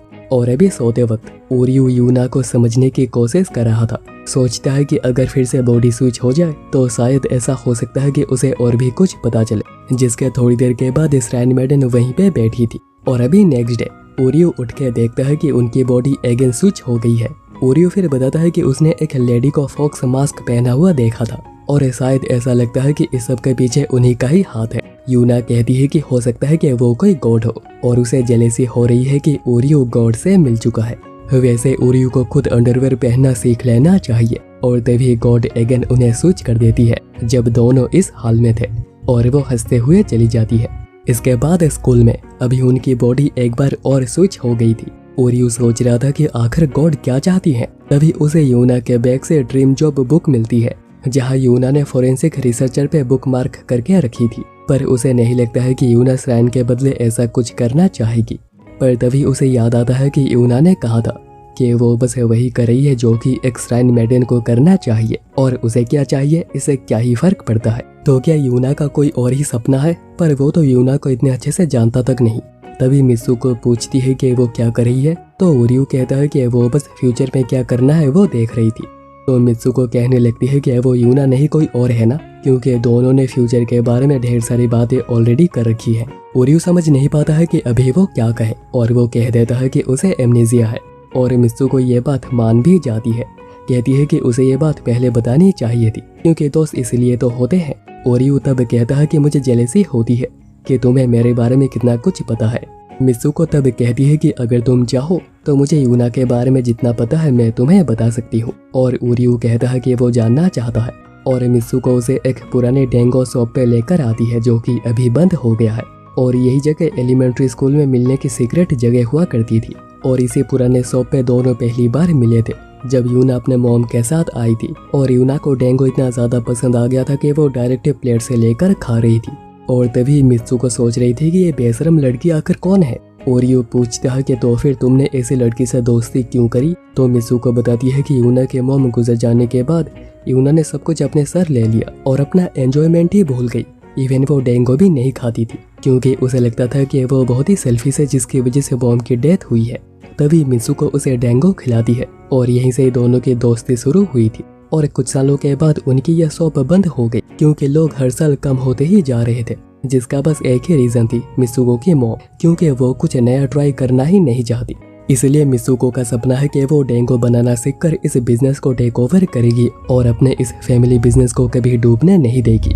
और वो यही दोनों अपने सपने के बारे में बातें किया करते थे। और इसे नोटबुक में यूना क्या करना चाहती है वो लिखी है। और अभी तो यूना भी वहाँ पे आ गई थी, पर वो छुपकर दोनों की बातें सुन रही थी। ओरियो सोच रहा था कि अगर वो ये नोटबुक देख ले तो उसे यूना के हर सपने के बारे में पता चल जाएगा, पर वो ऐसे यूना के सीक्रेट को जानना नहीं चाहता। और तभी ओरियो मित्सुको को बता देता है कि वो यूना नहीं ओरियो है। और मित्सुको कहती है कि उसे पता है, क्योंकि वो यूना की बेस्ट फ्रेंड है। तो ओरियो पूछता है कि मित्सुको फिर उसे यहाँ पे क्यों लेकर आई और ये सारी बातें क्यों बताई। तो मित्सुको कहती है कि वो भी यूना के एक साइड को जानना चाह रही थी जो कि अभी तक उसने देखी नहीं थी। ओरियो सोच रहा था कि इस बॉडी स्विचिंग की वजह से वो यूना के बारे में बहुत कुछ जान पाया है, पर चुपके से उसके फीलिंग्स को जानना जो कि वो छुपाती आई है, वो ऐसा नहीं चाहता। और वो गॉड को शुक्रिया कहता है जिसकी वजह से वो यूना के बारे में इतना सब कुछ जान पाया। जिसके बाद गॉड अगेन दोनों को स्विच कर देती है। इसके बाद तीनों डेंगो खाते हुए बातें करने का डिसाइड करते हैं। और अभी मित्सुको को सब पता चल चुका है कि ओरियो उन्हीं के साथ ही रहता है और वही श्राइन को टेक ओवर करेगा। ओरियो अब उसके सपने के बारे में पूछता है कि वो क्या करना चाहती है। और अभी पास्ट में यूना अपने मॉम से पूछ रही होती है कि अभी श्राइन में इतने फेस्टिवल कम क्यों होते हैं। तो मॉम कहती है कि अभी ग्रैंडपा की एज काफी हो गई है, इसीलिए सब कुछ मैनेज कर पाना बहुत ही ज्यादा मुश्किल होता है। पर जब तुम हेड प्रिस्टेस बन जाओ तब जितनी मर्जी हो उतने फेस्टिवल्स करना। और यूना ने तभी सोच लिया था कि वही हेड प्रिस्टेस बनेगी और वो ठीक ऐसा ही करेगी। और ये बात उसने एलिमेंट्री स्कूल में मित्सुको से भी कही थी कि वो कैसे श्राइन को एक बेटर प्लेस बनाना चाहती है। और यू कहता है कि वो यूना से कुछ ऐसा ही एक्सपेक्ट कर रहा था और ये तो बहुत ही अच्छी बात है। पर यूना बताती है कि शिंटो सोसाइटी एक पेट्रियार्कल सोसाइटी है और यहाँ पर एक फीमेल को एज हेड प्रिस्टेस कभी एक्सेप्ट किया नहीं जाएगा, हमेशा ही उसे अपोज किया जाएगा। इसलिए हमेशा ओरियो जैसे लोगों को ही मैरिज करवा के श्राइन को टेक ओवर करवाया जाता है। और रियलिस्टिकली कहें तो ओरियो का श्राइन को टेक ओवर करना सबसे बेस्ट ऑप्शन है। और इसीलिए ही यूना ने अपने इस सपने को गिव अप करने के बारे में सोच लिया है। और ओरियो समझ आता है कि इसलिए यूना एक न्यू फ्यूचर को ढूंढने की कोशिश कर रही थी। मित्सुको पूछती है कि क्या वो सच में यही चाहती है। ओरियो तब कहता है कि गिव अप कर दो अगर तुम यही चाहती हो, वैसे तुम बस बहाने दे रही हो और लोगों को ब्लेम कर रही हो। पर तुम खुद ही सोचती हो कि तुम्हारे अंदर हेड प्रिस्टेस बनने की क्वालिटीज नहीं है और इससे अच्छा तो मैं ही श्राइन को टेक ओवर करूं। और जब मैं हेड प्रिस्ट बन जाऊंगा सबसे पहले मैं आमागामी फैमिली को ही निकाल दूंगा, क्योंकि फैमिलीज की वजह से ही हमेशा ही डिक्टेटरशिप आती है जहाँ कोई भी न्यू आइडिया सजेस्ट करने से डरता है। इसलिए वो फ्रेश लोगों को अपॉइंट करेगा जो कि फ्रेश आइडियाज देंगे। पर यूना तभी ओरियो के इस आइडिया को अपोज करती है, कहती है कि श्राइन को एक बिजनेस बनाना गलत बात है। उनका मेन पर्पस ये होना चाहिए कि वो एक ऐसा माहौल बनाए कि लोग बार बार गॉड से प्रे करने वापस आए। ओरियो पूछता है कि तो फिर वो ये कैसे करेगी। यूना बताती है कि वो मित्सुको की एक स्पेशल डांगो स्टॉल यहाँ पे लगाएगी और ये स्पेशल डांगो बस फेस्टिवल के दौरान ही मिला करेगा और बस यहाँ पे ही। और वो यहाँ पे कैट्स को भी लेकर आएगी और यहाँ पे कैट्स फेस्टिवल भी होगा। और ओरियो तभी समझ आता है कि आखिर यूना क्या चाहती है। जब से मॉम की डेथ हुई है यूना अपने लिए कुछ भी चाहने से डरती है। उसे लगता है कि इससे बाकियों को परेशानी होगी और इसलिए ही ओरियो ने अभी ये सब कुछ कहा था ताकि यूना अपने दिल की बात बता दे। यूना कहती है कि वो श्राइन में डेंगो शॉप कैट्स भी रखेगी और कैट्स श्राइन का ही एक मैस्कॉट होगा। वो ढेर सारे फेस्टिवल्स मनाएंगे जहाँ पर यू क्यूट चीजें बनाया करेगी। आसाई फेस्टिवल के फेस होगी और उसे प्रमोट करेगी और ऐसे ही ये श्राइन एक स्पेशल जगह बन जाएगी। और वो यही चाहती है, इसलिए अभी वही हेड प्रिस्टेस बनेगी और दिखा देगी कि वो ओरियो से बेटर है। तो ओरियो भी कहता है कि ठीक है कोशिश करके देख लो। और उन्हें ऐसे झगड़ते हुए देख मित्सुको सोच रही थी कि दोनों बिल्कुल एक कपल लग रहे हैं। इसके बाद कल्चरल फेस्टिवल में ओरियो देखता है कि ये स्कूल का फेस्टिवल है पर फिर भी यहाँ पे लोग कुछ ज्यादा ही आए हैं, खास करके लड़के। मित्सुको कहती है कि हर साल बहुत सारे लड़के इसी इरादे से आते हैं कि कोई लड़की पटा ले, क्योंकि इस ईयर से पहले ये एक गर्ल्स स्कूल हुआ करता था। मित्सुको आगे ये भी कहती है कि यूना का ध्यान रखना वरना क्या पता कोई उसे ले जाए। और ओरियो भी सोचता है कि बात तो सही है और एज श्राइन मेडन वो काफी वायरल भी हो गई है तो उसके ऊपर लड़कों का लाइन मारना ये कोई बड़ी बात नहीं होगी।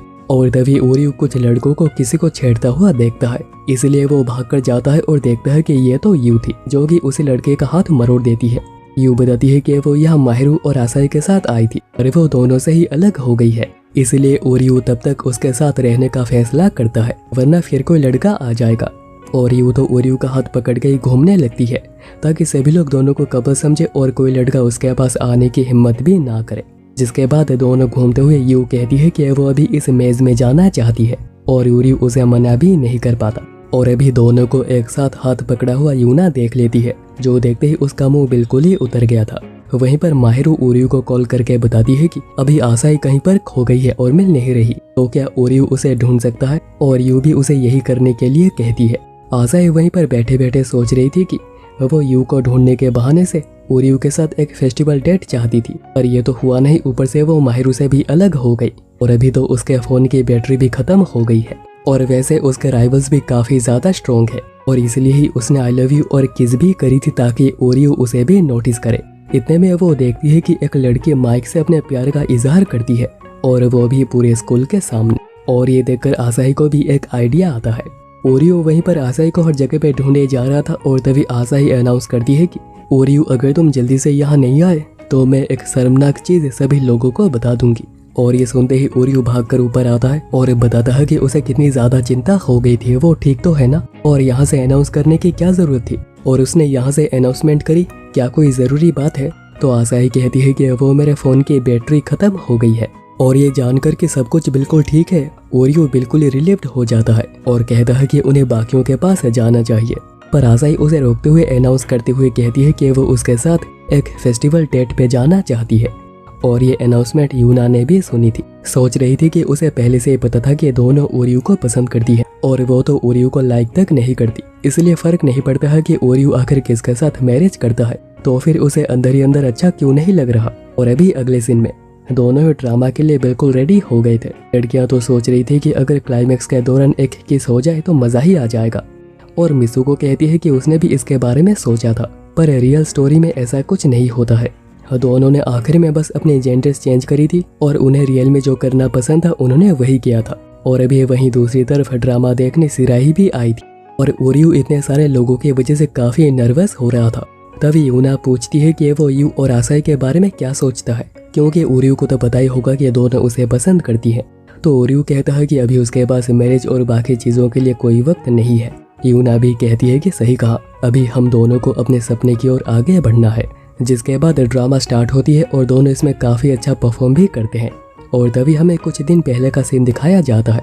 यूना कह रही थी कि अगर वो ओरियो की जगह होती तो उसे कुछ मेहनत करनी ही नहीं पड़ती और वो बहुत ही इजीली हेड प्रिस्टेस बन जाती, और उसके इसी रिक्वेस्ट की वजह से गॉड ने दोनों को स्विच कर दी थी। और अभी प्रेजेंट में ड्रामा बहुत ही अच्छे से एंड होती है और सभी लोगों को ये काफी पसंद भी आता है, जिससे ओरियो काफी रिलीव्ड हुआ था।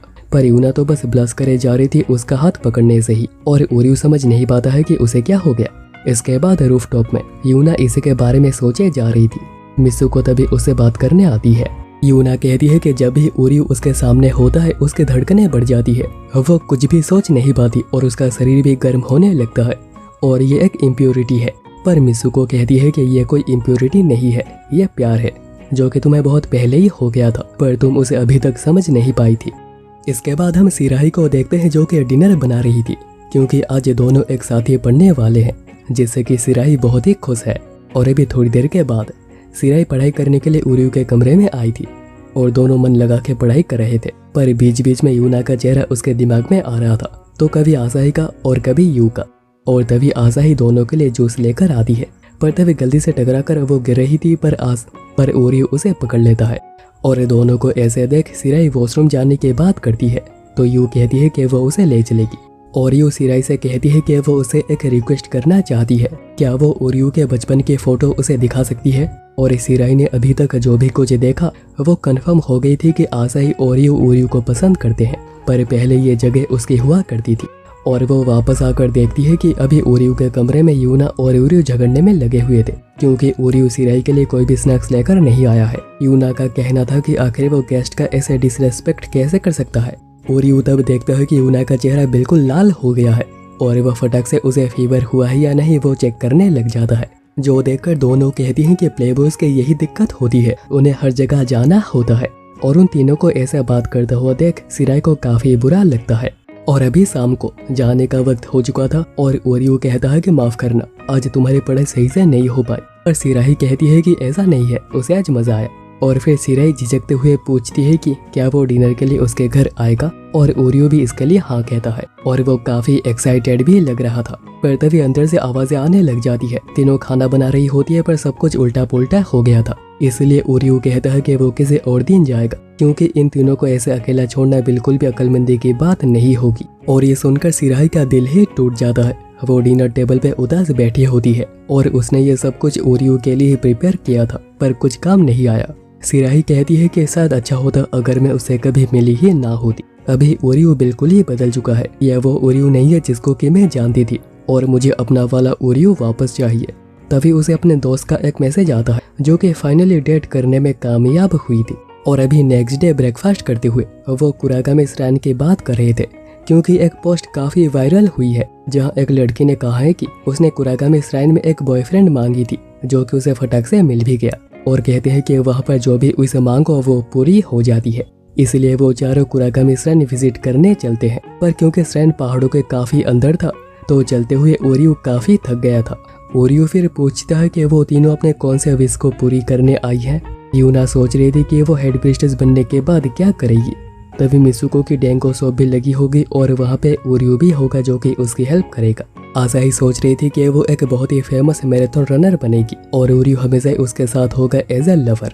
और यू सोच रही थी कि वो ओरियो के साथ एक डेट पे गई होगी और तभी ओरियो उसके लिए सभी लोगों के सामने डांस करेगा और फिर उसे मैरिज के लिए सभी लोगों के सामने प्रपोज भी करेगा। और अभी श्राइन के सामने चारों देखते हैं कि इस श्राइन को बिल्कुल ही अबैंडन कर दिया गया है, जिसकी वजह से श्राइन बहुत ही बुरी कंडीशन में है। और तभी एक कौवे की वजह से यूना काफी ज्यादा डर जाती है और तभी ओरियो को लगता है कि जैसे श्राइन में कोई था और सच में पीछे कोई खड़ा भी हुआ था। आसाही पूछती है कि ओरियो कौन सी विश मांगेगा, वो जरूर क्योटो यूनिवर्सिटी जाने की बात करेगा क्यों, है ना। तो ओरियो कहता है कि नहीं, वो ये सपना खुद अपने दम पे पूरा करेगा, क्योंकि गॉड्स कभी विशेस पूरी नहीं करते, तुम्हें वो खुद करना पड़ता है। और ये चीज तीनों को बहुत ही ज्यादा हिट करती है और फिर चारों बस वहाँ पे प्रे करते हैं और कोई भी विश नहीं मांगते, क्योंकि उनके जो भी विशेस हैं वो उन्हें खुद ही पूरी करना चाहते हैं। जिसके बाद चारों को यही चीज दिखती है जो कि कोई भी समझ नहीं पाता है कि ये क्या था, पर वह ज्यादा सोचते नहीं क्योंकि ऐसे पावरफुल जगहों पे ऐसी चीजें होती रहती है। वहीं चारों के आने के बाद सिराई बाहर आती है और गॉड से प्रे करती है कि अगर आप सच में हैं तो मेरी विश को पूरी कर दीजिए। जिसके बाद ओरियो को कुछ होने लगता है। अचानक ही उसकी सारी मेमोरी सब कुछ जलकर खाक हो जाता है और उसकी नींद खुलती है फॉस्टर होम में। ओरियो समझ नहीं पाता है कि वो यहाँ पर कब आ गया और वो सब क्या एक सपना था। तब ओरियो गलती से सिराई को चेंज करते हुए देख लेता है, पर सिराई कहती है कि आफ्टर ऑल तुम एक लड़के ही हो और मुझे कोई प्रॉब्लम नहीं है अगर तुम आ जाओ, और क्या तुम अभी मेरे साथ नहाना चाहोगे। पर ओरियो कहता है कि मुझे कुछ काम है और वहाँ से भाग के चला आता है और वो डायरेक्ट ही अमागामी श्राइन आता है और वो तभी तीनों को सफाई करता हुआ देखता है। ओरियो कहता है कि पता नहीं क्या हुआ था, पर मैं रात को फॉस्टर होम में ही रुका था, चलो मैं तुम लोगों के लिए ब्रेकफास्ट बना देता हूँ। पर तब तीनों कहने लगती है कि आखिर तुम हो कौन और हमारे घर में घुसने की कोशिश क्यों कर रहे हो। ओरियो कहता है कि ऐसे बकवास मजाक करना बंद करो। पर ओरियो तभी नोटिस करता है कि तीनों ही उसे काफी ज्यादा डर रही थी। कहती है कि निकल जाओ वरना हमें पुलिस को बुलाना पड़ेगा। ओरियो उन्हें याद दिलाने की कोशिश करता है कि वो उन्हीं के ही साथ था, पर उन्हें कुछ याद नहीं। यूना तो उल्टा उसे पीठ ही देती है और निकल जाने के लिए कहती है। और आसाही तो इतनी ज्यादा डर गई थी कि वो रोने लग जाती है और ओरियो कुछ भी प्रोसेस कर नहीं पा रहा था कि ये क्या हो रहा है। और वो वापस फॉस्टर होम आ जाता है और चुपचाप बैठ जाता है और उसे परेशान देख सिराई उसे किस करती है। और ये देखकर ओरियो बड़ा ही शॉक्ड होता है कि आखिर सिराई ने यह क्या किया। तब सिराही कहती है कि अगर तुम किसी भी वजह से परेशान हो तो मुझे बता सकते हो, आखिर बॉयफ्रेंड और गर्लफ्रेंड होते किस लिए हैं। और ओरियो तो सोच में ही पड़ जाता है कि वो ये क्या कह रही है। और अभी 2 दिन के बाद सिराही उसे उठाती है, पर ओरियो अभी उन तीनों के बारे में ही सोचे जा रहा था। और फिर ब्रेकफास्ट करते हुए माहिरू बताती है कि जिस श्राइन के साथ बात हो रही थी ओरियो के एडॉप्शन के, वो कैंसिल हो चुकी है और ओरियो परेशान ना हो, वो यहाँ पर ग्रेजुएशन तक रह सकता है। और इस वर्ल्ड में किसी वजह से सिराई भी एडॉप्ट नहीं हुई है, और क्योंकि दोनों की ही कोई भी एडॉप्शन नहीं हुई इसीलिए सिराई और ओरियो दोनों ही एक स्कूल जाते हैं। और यहाँ भी ओरियो एक टॉपर है और इस स्कूल से क्योटो यूनिवर्सिटी को ओरियो का रिकमेंडेशन भी भेजा गया है, यानी कि अभी ओरियो को क्योटो यूनिवर्सिटी में एडमिशन मिलने में आसानी होगी। और क्योंकि ओरियो और सिराई डेट कर रहे हैं इसलिए सिराई हमेशा ही उसके आसपास होती है। पर ओरियो के लिए इस न्यू वर्ल्ड को एक्सेप्ट करना बहुत ही मुश्किल हो रहा है। वो बस ओल्ड वर्ल्ड में पूछता भी है कि क्या वो इन्हें पहचानती है। उसे रियल वर्ल्ड में एक श्राइन में अडॉप्ट किया गया था जहाँ पर कि ये तीनों रहती हैं। और सिराई और ओरियो रियल वर्ल्ड में डेट नहीं करते, पर ओरियो को सब कुछ खुद ही करता देख किसी पे भी डिपेंड किए बिना सिराई ये देखकर बहुत ही इंस्पायर हुई थी, इसलिए इस बार भी ओरियो ठीक ऐसा ही करता है। पहले वो सॉरी कहता है और पूछता है कि क्या मैं यहाँ पे पढ़ सकता हूँ, तो सिराही एक स्माइल के साथ हाँ कहती है। और अभी रात को ओरियो सोच रहा था कि इस वर्ल्ड में उसे कुछ भी करना नहीं पड़ रहा, सब कुछ पहले से ही बिल्कुल ही सॉर्टेड है। और फिर नेक्स्ट डे सिराही नहाते हुए उसे टॉवल देने कहती है, पर वो सिराही के पास्ट एक्सपीरियंस की वजह से उसे एक डंडे से टॉवल लेकर देता है। और फिर शाम को वॉक करते हुए ओरियो सोच रहा था कि वो तीनों भी ठीक तो होंगी ना, और वो तभी आसाही से टकराता है और उसे देखकर आसाही बहुत ही ज्यादा डर रही थी क्योंकि वो तो उसे एक स्टॉकर समझती है। ओरियो उसे शांत करने की कोशिश करता है, कहता है कि उसे पता है कि आसाही मैराथन की प्रैक्टिस कर रही है, वैसे वो ठीक तो है ना। पर आसाही इसे और भी ज्यादा डर जाती है कि आखिर उसे कैसे पता कि वो मैराथन में दौड़ती है, और वो इतना डर जाती है कि वहां से भाग आती है। पर वो ये भी सोच रही होती है कि उसे देखकर लग रहा था कि वो सच में मेरी केयर करता है। पर तभी ओरियो उसके पीछे पीछे आने लगता है और वो भी इस चेहरे के साथ, जो देखकर आसाही और भी ज्यादा डर जाती है और तेज भागने लगती है। पर ओरियो फिर भी उसका पीछा करते हुए श्राइन तक आ जाता है और ये देख यू उसे पटक देती है, जिससे कि ओरियो वहीं पर ही बेहोश हो जाता है। पर तब वो ओरियो के हाथों में आसाही की हेयर स्ट्रिंग देखते हैं यानी कि वो बस ये वापस देने आ रहा था, इसलिए तीनों उसे शुक्रिया कहती है। ओरियो फिर उस दिन उन्हें डराने के लिए सॉरी भी कहता है। तो यूना पूछती है कि आखिर वो उन्हें लेकर इतना ज्यादा ऑब्सेस्ड क्यों है। तब ओरियो बताता है कि ओल्ड वर्ल्ड में वो इसी श्राइन में एडॉप्ट हुआ था और उनके फैमिली का एक पार्ट भी बन चुका था और अभी वो हेल्प करने को तैयार है। कुकिंग, क्लीनिंग, लॉन्ड्री, अगर वो खो जाए तो उन्हें ढूंढ लाना, कोई परेशानी हो तो उसे सॉल्व करना, वो सब कुछ करने को तैयार है। वो बस उनके बीच इस बॉन्ड को लूज करना नहीं चाहता। और तीनों ये सारी बातें सुनने के बाद ऐसा फील करती है कि ओरियो श्राइन से काफी जुड़ा हुआ है, पर फिर भी वो एक अनजान है, इसलिए वो ओरियो से कुछ भी नहीं चाहती और वो जा सकता है। और क्योंकि ओरियो के पास अभी और कोई चॉइस नहीं थी, उसे जाना ही पड़ता है। पर तभी यू को दोनों के पास्ट की बात याद आती है। कहती है कि मैं तुम्हें बहुत पहले एक बार मिल चुकी हूँ, तुम्हें याद नहीं? क्योंकि यहाँ भी वो पास्ट एग्जिस्ट करता है। और वहीं दूसरी ओर ओरियो को लेट होता हुआ देख सिराई उसे ढूंढने निकलती है। और यहाँ पर अभी ओरियो बताता है कि बचपन में कैसे कैसे क्या क्या हुआ था।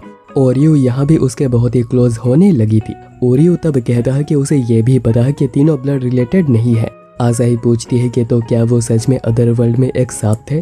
पर यूना इतनी जल्दी उसके बातों पे बिलीव करने को तैयार नहीं थी, इसलिए ओरियो पहले अपनी कुकिंग स्किल दिखाता है और फिर वो आसाही की भी हेल्प करता है। कहता है कि उसे सब कुछ अपने पेस पे करना चाहिए, तभी सब कुछ ठीक होगा। और फिर वो यू का कमरा भी क्लीन कर देता है और ये सब यूना देख रही थी। ओरियो फिर रिक्वेस्ट करता है कि क्या वो यहाँ पे रह सकता है। यूना कहती है कि वो समझ सकती है कि ओरियो उनकी कितनी ज्यादा केयर करता है और वो हर चीज में उनकी हेल्प भी करता है, पर वो यहाँ बिलोंग नहीं करता, इसलिए वो उसे अपने वर्ल्ड में वापस जाने में हेल्प करेंगी। क्योंकि अगर उसकी कही गई बात सच है तो वहाँ पर वो तीनों ओरियो का ही इंतजार कर रही होंगी। और उनके इस सूट गेस्चर को देख ओरियो इतना खुश होता है कि कहता है कि मैं तुम तीनों से पूरे दिल से प्यार करता हूँ। तो यूना कहने लगती है कि हमने थोड़ी सिंपैथी क्या दिखाई, तुम तो अपने ठरकेपने पे उतर आए। और अभी जाते वक्त तीनों कहती है कि वो उसकी हेल्प करेंगे, वो चिंता ना करे। पर तभी सिराही वहाँ पे आती है जो कि बिल्कुल भीग गई थी। सिराही कहती है कि माफ करना, ऐसा लगता है कि मेरे बॉयफ्रेंड ने तुम लोगों को काफी परेशान किया है। और अभी क्योंकि सिराही बिल्कुल भीग गई थी, तीनों उसे अंदर बुलाती हैं ताकि वो चेंज कर सके और उसे बुखार ना हो जाए। जिसके बाद तीनों ओरियो को कन्फ्रंट करती है, पूछती है कि ये सब क्या है, तुम्हारा इस वर्ल्ड में एक गर्लफ्रेंड भी है और फिर भी तुम्हें हमसे प्यार है, पता नहीं था कि तुम एक धोखेबाज निकलोगे। ओरियो बताता है कि ऐसा नहीं है, वो जब इस वर्ल्ड में आया उसके पहले से गर्लफ्रेंड थी। यूना कहती है कि अगर तुम्हारा उसके प्रति कोई भी फीलिंग्स नहीं है तो फिर उसके साथ ब्रेकअप कर लो। पर ओरियो कहता है कि वो ऐसा नहीं कर सकता है क्योंकि सिराही उसकी बहुत केयर करती है और दोनों बचपन से एक ही साथ बड़े हुए हैं और वह ऐसे सिराही का दिल तोड़ नहीं सकता। और अभी सोते वक्त यूना कहती है कि उसे पता है कि ओरियो और सिराही डेट कर रहे हैं, पर फिर भी उन्हें अलग अलग कमरे में सोना होगा क्योंकि वो नहीं चाहती है कि वो इस होली प्लेस में कुछ भी उल्टी सीधी हरकतें करे। और फिर फाइनली ओरियो को अपना कमरा वापस मिल ही जाता है, जिससे कि ओरियो का खुशी का कोई ठिकाना ही नहीं था। पर उसे याद आता है कि अभी खुश होने का समय नहीं है, उसे इस प्रॉब्लम को सॉल्व करना होगा। तब सिराही कहती है कि उसे अकेले कमरे में डर लग रहा है, क्या वो यहाँ नींद आने तक रुक सकती है। तो ओरियो कहता है कि ठीक है, वैसे भी मुझे तुमसे कुछ बात करनी है। पर सिराही यहाँ पे कुछ और ही हाल में आई थी। ओरियो कहता है कि वो ये नहीं कर सकते हैं, ये एक सेक्रेड प्लेस है। तो सिराही कहती है कि क्या ही फर्क पड़ता है कि हम दोनों कहाँ हैं, हम दोनों अभी एक साथ हैं और हम लोग हमेशा ही वर्क कर सकते हैं। और वो तो बस पढ़ाई की बात कर रही थी। बेचारा ओरियो क्या से क्या सोच गया। और बस वही नहीं, इन तीनों को भी लग रहा था कि वो दोनों ऐसा ही करेंगे। और फिर पढ़ते हुए ओरियो नोटिस करता है कि सिराही बिल्कुल दिल लगा के पढ़ रही है। कहती है कि उन दोनों का सपना है डॉक्टर बनना और फिर एक हॉस्पिटल बिल्ड करना फोस्टर होम को एक्सपेंड करके। वैसे वो ढेर सारे बॉयफ्रेंड गर्लफ्रेंड चीजें करना चाहती है। वो सोच रही है कि वो एग्जाम के बाद पहली बार वो करेंगे। और ये सुनते ही ओरियो का हो गया था और वो तो वो सारी चीजें सोचने लगा था। पर सिराही कहती है कि वो तो बस पहली बार एक साथ एम्यूजमेंट पार्क जाने की बात कर रही है। और फिर कुछ देर के बाद ही सिराही पढ़ते हुए सो गई थी। और ओरियो नोटिस करता है कि सिराही नींद में सॉरी सॉरी कह रही है। और अभी नेक्स्ट डे सिराही उठ के देखती है कि ओरियो साइड में ही बैठा हुआ था और उसे पूरी रात नींद ही नहीं आई। ओरियो कहता है कि वो कुछ जानना चाहता है, सिराही ने इस वर्ल्ड को चेंज करी है। और सिराही थोड़ी देर रुक कर कहती है कि उसने ये वैस कुराकामी श्राइन में करी थी कि ओरियो को अमागामी श्राइन एडॉप्ट ना करे और ओरियो हमेशा ही उसके साथ रहे। और जब ऐसा हो गया, उसे पता था कि ओरियो को एक ना एक दिन पता चल ही जाएगा, पर फिर भी उसने इस अगली रिक्वेस्ट की। पर तभी ओरियो उसे सॉरी कहता है कि वो सिराही के फीलिंग्स को पहले समझ नहीं पाया। पर सिराही कहती है कि इसमें ओरियो की कोई भी गलती नहीं, उसकी खुद की गलती है। वो हमेशा ही अपने दिल की बात बताने से डरती थी। उसे लगता था कि अगर चीज़ें खराब हो गई तो क्या होगा, इसलिए वो बस हमेशा ही उसे टीज करती थी, ये सोचकर कि ओरियो उसे नोटिस करेगा। उसके सामने कई बार बहुत सारे मौके आए। इवन जब ओरियो पहली बार श्राइन से गुस्सा होकर यहाँ पे चला आया था, तब भी उसके पास इसके बारे में बात करने का मौका था, पर वो तो बस इस चीज से भाग रही थी। पर जब उसने ओरियो को इन तीनों के साथ इतना खुश होता हुआ देखा, उसे बहुत ही बुरा लगा। उसने नोटिस किया कि कैसे ओरियो में चेंजेस आई है, कैसे वो पहले किसी भी चीज पे डिपेंड नहीं करता था पर अभी चीजें बदलने लगी है। पर सिराही फिर भी यह सब देखकर अनदेखा करने की कोशिश कर रही थी, क्योंकि वो ओरियो के सामने खड़े होने से डर रही थी और इसीलिए ही उसने कुरागामी श्राइन से रिक्वेस्ट की। और जब उसने देखा कि ओरियो इन चेंजेस से कितना ज्यादा उदास हो गया है, उसे कितना ज्यादा खराब लग रहा है, उसे बुरा लगा। पर वो फिर भी ओरियो के लाइफ से अपनी जगह खोना नहीं चाहती। ओरियो तब उसे शुक्रिया कहता है सब कुछ खुल के बताने के लिए। उसे पता है कि सिराही ये सब कहने से कितना ज्यादा डर रही थी, पर वो इन बातों से बहुत ही ज्यादा खुश हुआ है। उसे पता नहीं कि इन सिचुएशन में क्या कहना चाहिए। वैसे अगर चाहो तो मेरे छाती पे अपना सर रखकर रो सकती हो। पर तभी आसाई कहती है कि वेल चीजें रोमांटिक होने लगी है। ओरियो तब कहता है कि उन्हें अभी जाना होगा, पर यहाँ से जाने से पहले वो गॉड के सामने प्रे करना चाहता है। और सिराही चाहे तो यहाँ से एक लकी चार्म भी ले सकती है ताकि एग्जाम क्लियर आसानी से हो सके। पर सिराही कहती है कि ओरियो को उसके प्रति काइंड होने की जरूरत नहीं है, क्योंकि उसने उसकी लाइफ बिल्कुल ही बर्बाद कर दी है। और फिर दोनों गॉड से प्रे करते हैं और ओरियो बताता है कि मॉम के डेथ से पहले वो रोज गॉड से प्रे करता था, जितना ज्यादा हो सके उतना ज्यादा करता था। पर जब मॉम की डेथ फिर भी हो गई, उसे लगा कि उसे सब कुछ खुद ही करना होगा गॉड पे भरोसा किए बिना। पर वो उन लोगों के फीलिंग्स को डिसरेस्पेक्ट करना नहीं चाहता जो कि गॉड पे भरोसा करते हैं। और इसमें कोई गलत बात भी नहीं है, क्योंकि इसमें लोगों के रियल फीलिंग्स होती है। वैसे अभी उसकी विश थोड़ी बदल गई है। अब वो अभी डॉक्टर तो बनना चाहता ही है, पर उसी के साथ ही साथ वो एक प्रीस्ट भी बनना चाहता है। और ये सब कुछ उन तीनों की वजह से हो पाया है। पर अभी तो इन तीनों की हालत बिल्कुल ही खराब हो गई है, क्योंकि तीनों अकेले इस श्राइन को संभाल नहीं पा रही। और यूं कहता है कि ये सब कुछ मुझ पे छोड़ दो, मैं एक मेडन बन के सब कुछ कर दूंगा। पर यूना उसे मना करती है। तभी सिराही कहती है कि वो उनकी हेल्प करना चाहती है, और वो तो इस मेडन ड्रेस में बहुत ही ज्यादा प्यारी भी लग रही थी। और तभी एक लड़की उसे प्यार के लिए एक चार्म मांगती है, ताकि वो जिससे प्यार करती है वो हमेशा ही उसके साथ हो सके। इसके बाद सिराही तीनों से बिल्कुल घुल मिल जाती है। और ओरियो सोच रहा था कि शायद ये लाइफ उतनी भी बुरी नहीं है। और अभी शाम को सिराही सभी से माफी मांगती है, क्योंकि उसी की वजह से चारों की लाइफ बिल्कुल खराब हो गई है। पर तीनों ऐसा नहीं सोचती। उन्हें तो खराब लग रहा था कि सिराही को कितना कुछ फेस करना पड़ा है। ओरियो तब कहता है कि उसे पता चला कि सिराही उसे लेकर क्या फील करती है, और उसे ये वर्ल्ड उतना भी बुरा नहीं लग रहा। सिराही भी कहती है कि वो भी जानकर खुश हुई है कि आखिर ओरियो श्राइन को लेकर क्या फील करता है, और ये वही ओरियो है जिसको वो जानती थी। इसलिए वो फैसला करते हैं कि दोनों वापस अपने वर्ल्ड में जाएंगे। पता नहीं कि वो कैसे करेंगे, पर वह कुरागामी श्राइन जाएंगे अगेन प्रे करने, और हो सकता है कि वहाँ से कोई काम निकल आए। और सिराही ये भी कहती है कि वो अब से उसके सपनों के बीच नहीं आएगी। तभी ये तीनों भी कहती हैं कि वो भी उनकी हेल्प करना चाहती है, और वो किसी को जानती है जो कि हो सकता है कि उनकी हेल्प कर पाए। ओरियो कहता है कि वो जब भी वापस जा ही रहे हैं तो क्यों ना जाने से पहले इस फेस्टिवल में कुछ मजे हो जाए। और अभी अगला सीन शिफ्ट होता है फेस्टिवल के दिन, और दोनों ऐसे विजिटर्स यहाँ पे आए थे, और ओरियो यहाँ भी आसाही को सेव करता है। फिर वो यू से भी मिलते हैं, पर वो तो उदास थे कि दोनों चले जाएंगे। तभी ओरियो उसे शुक्रिया कहता है, क्योंकि उसी के बचपन की यादों की वजह से वो बात कर पाया। और यूना वो तो डांगो खाने में ही बिजी थी। कहती है कि उसे पेट भर के खाना होगा, क्योंकि इसके बाद उसे डांस भी करना है। तो ओरियो कहता है कि अगर वो ऐसे ही खाती रही तो वो मोटी हो जाएगी। इसके बाद वो सिराही के साथ घूमने लगता है, और तब सिराही पूछती है कि वो तीनों को लेकर क्या फील करता है। पर ओरियो इस सवाल को टालने की कोशिश कर रहा था, पर सिराही उसे ऐसा करने नहीं देती। ओरियो कहता है कि वो समझ नहीं पा रहा है कि वो कैसे कहे। और तभी तीनों का डांस शुरू हो जाता है, जो कि बिल्कुल ही डिवाइन था।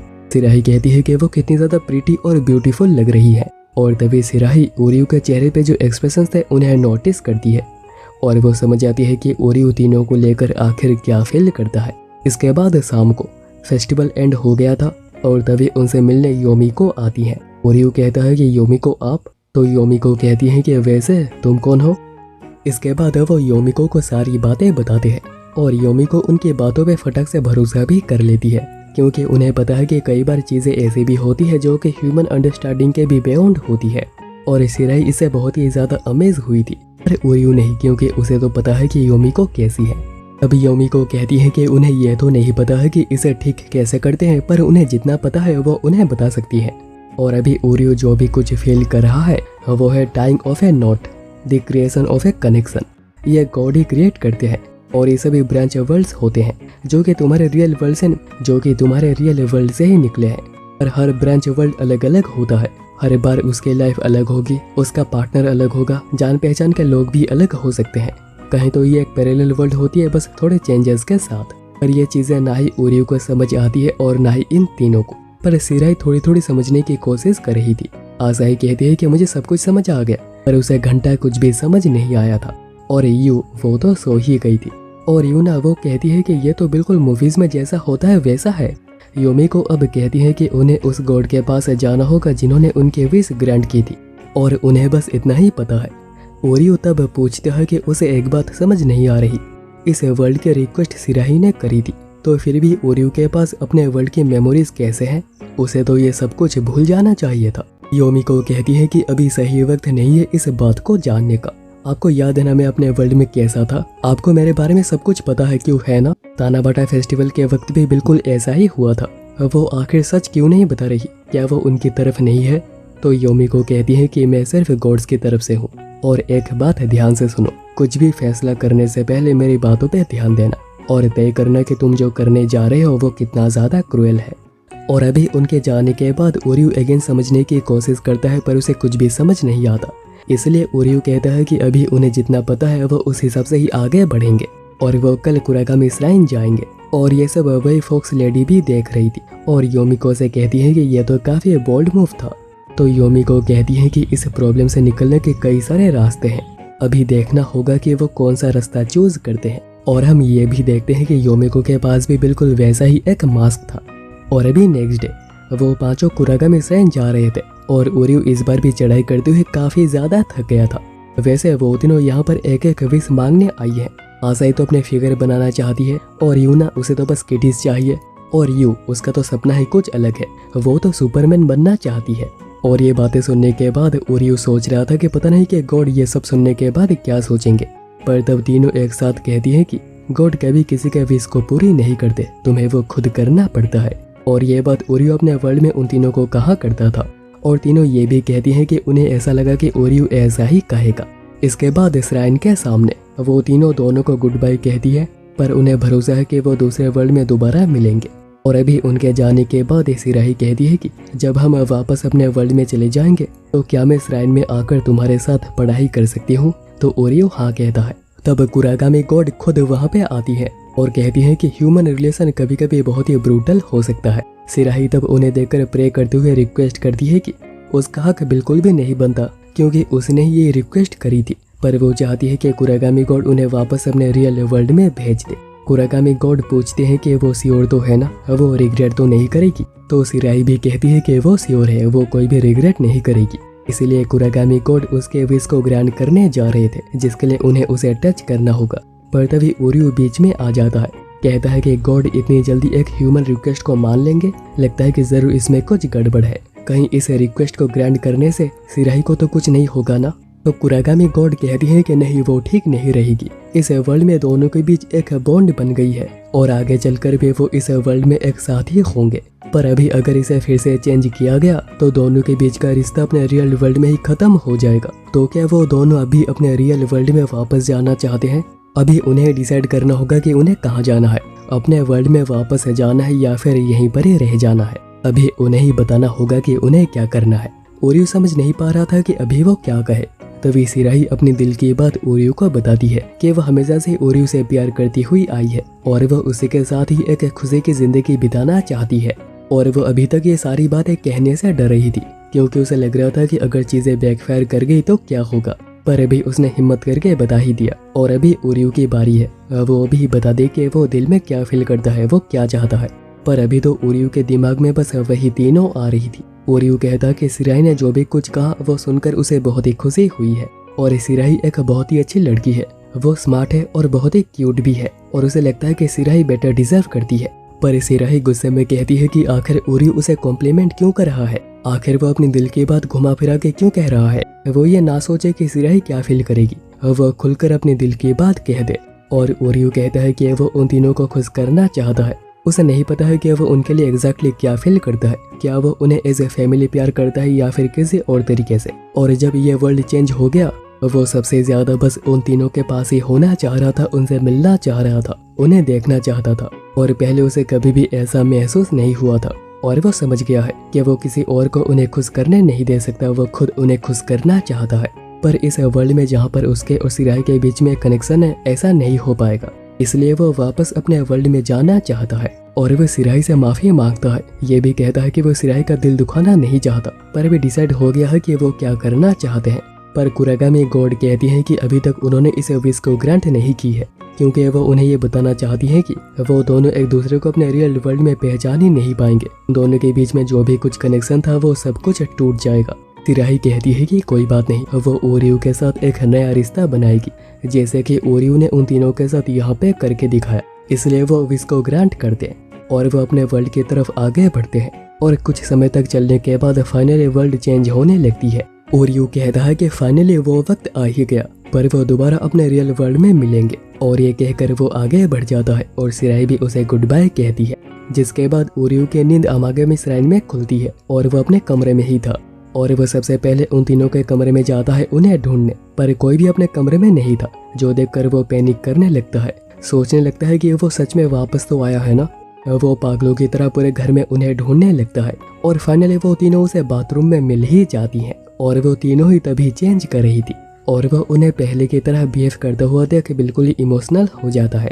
और ये देखकर वो तीनों सोचने लगती हैं कि आखिर इसे क्या हो गया। इसके बाद वो एक रीयूनियन पार्टी भी करते हैं, जहाँ पर सब कुछ ओरियो ही संभाल रहा था। और यहाँ सभी लोग आए थे और ओरियो सभी लोगों की हेल्प करे जा रहा था। और यहाँ पर मिसुको डांगो भी लेकर आए थे, जिसको कि वो ग्रिल कर देने के लिए कहती है। और यूना कहती है कि जल्दी करो, मैं वेट ही नहीं कर पा रही। पर ओरियो कहता है कि उसे कभी कभी थोड़ा मीट भी खा लेना चाहिए, पर मीट का मतलब बाहर कुछ और भी होता है। जो सुनते ही यूना शर्मा कर वहाँ से भाग जाती है। तब मीमोन कहते हैं कि ओरियो बड़ा ही लकी है कि वो हमेशा ही इन खूबसूरत लड़कियों के साथ घिरा हुआ रहता है। और फिर योमिको और माहिरो सिराही के साथ यहाँ पे आती है और योमिको मीमोन को जानती है। कहती है कि तुम तो काफी बड़े हो गए हो, पर मीमोन तो डर के ही वहाँ से भाग जाते हैं।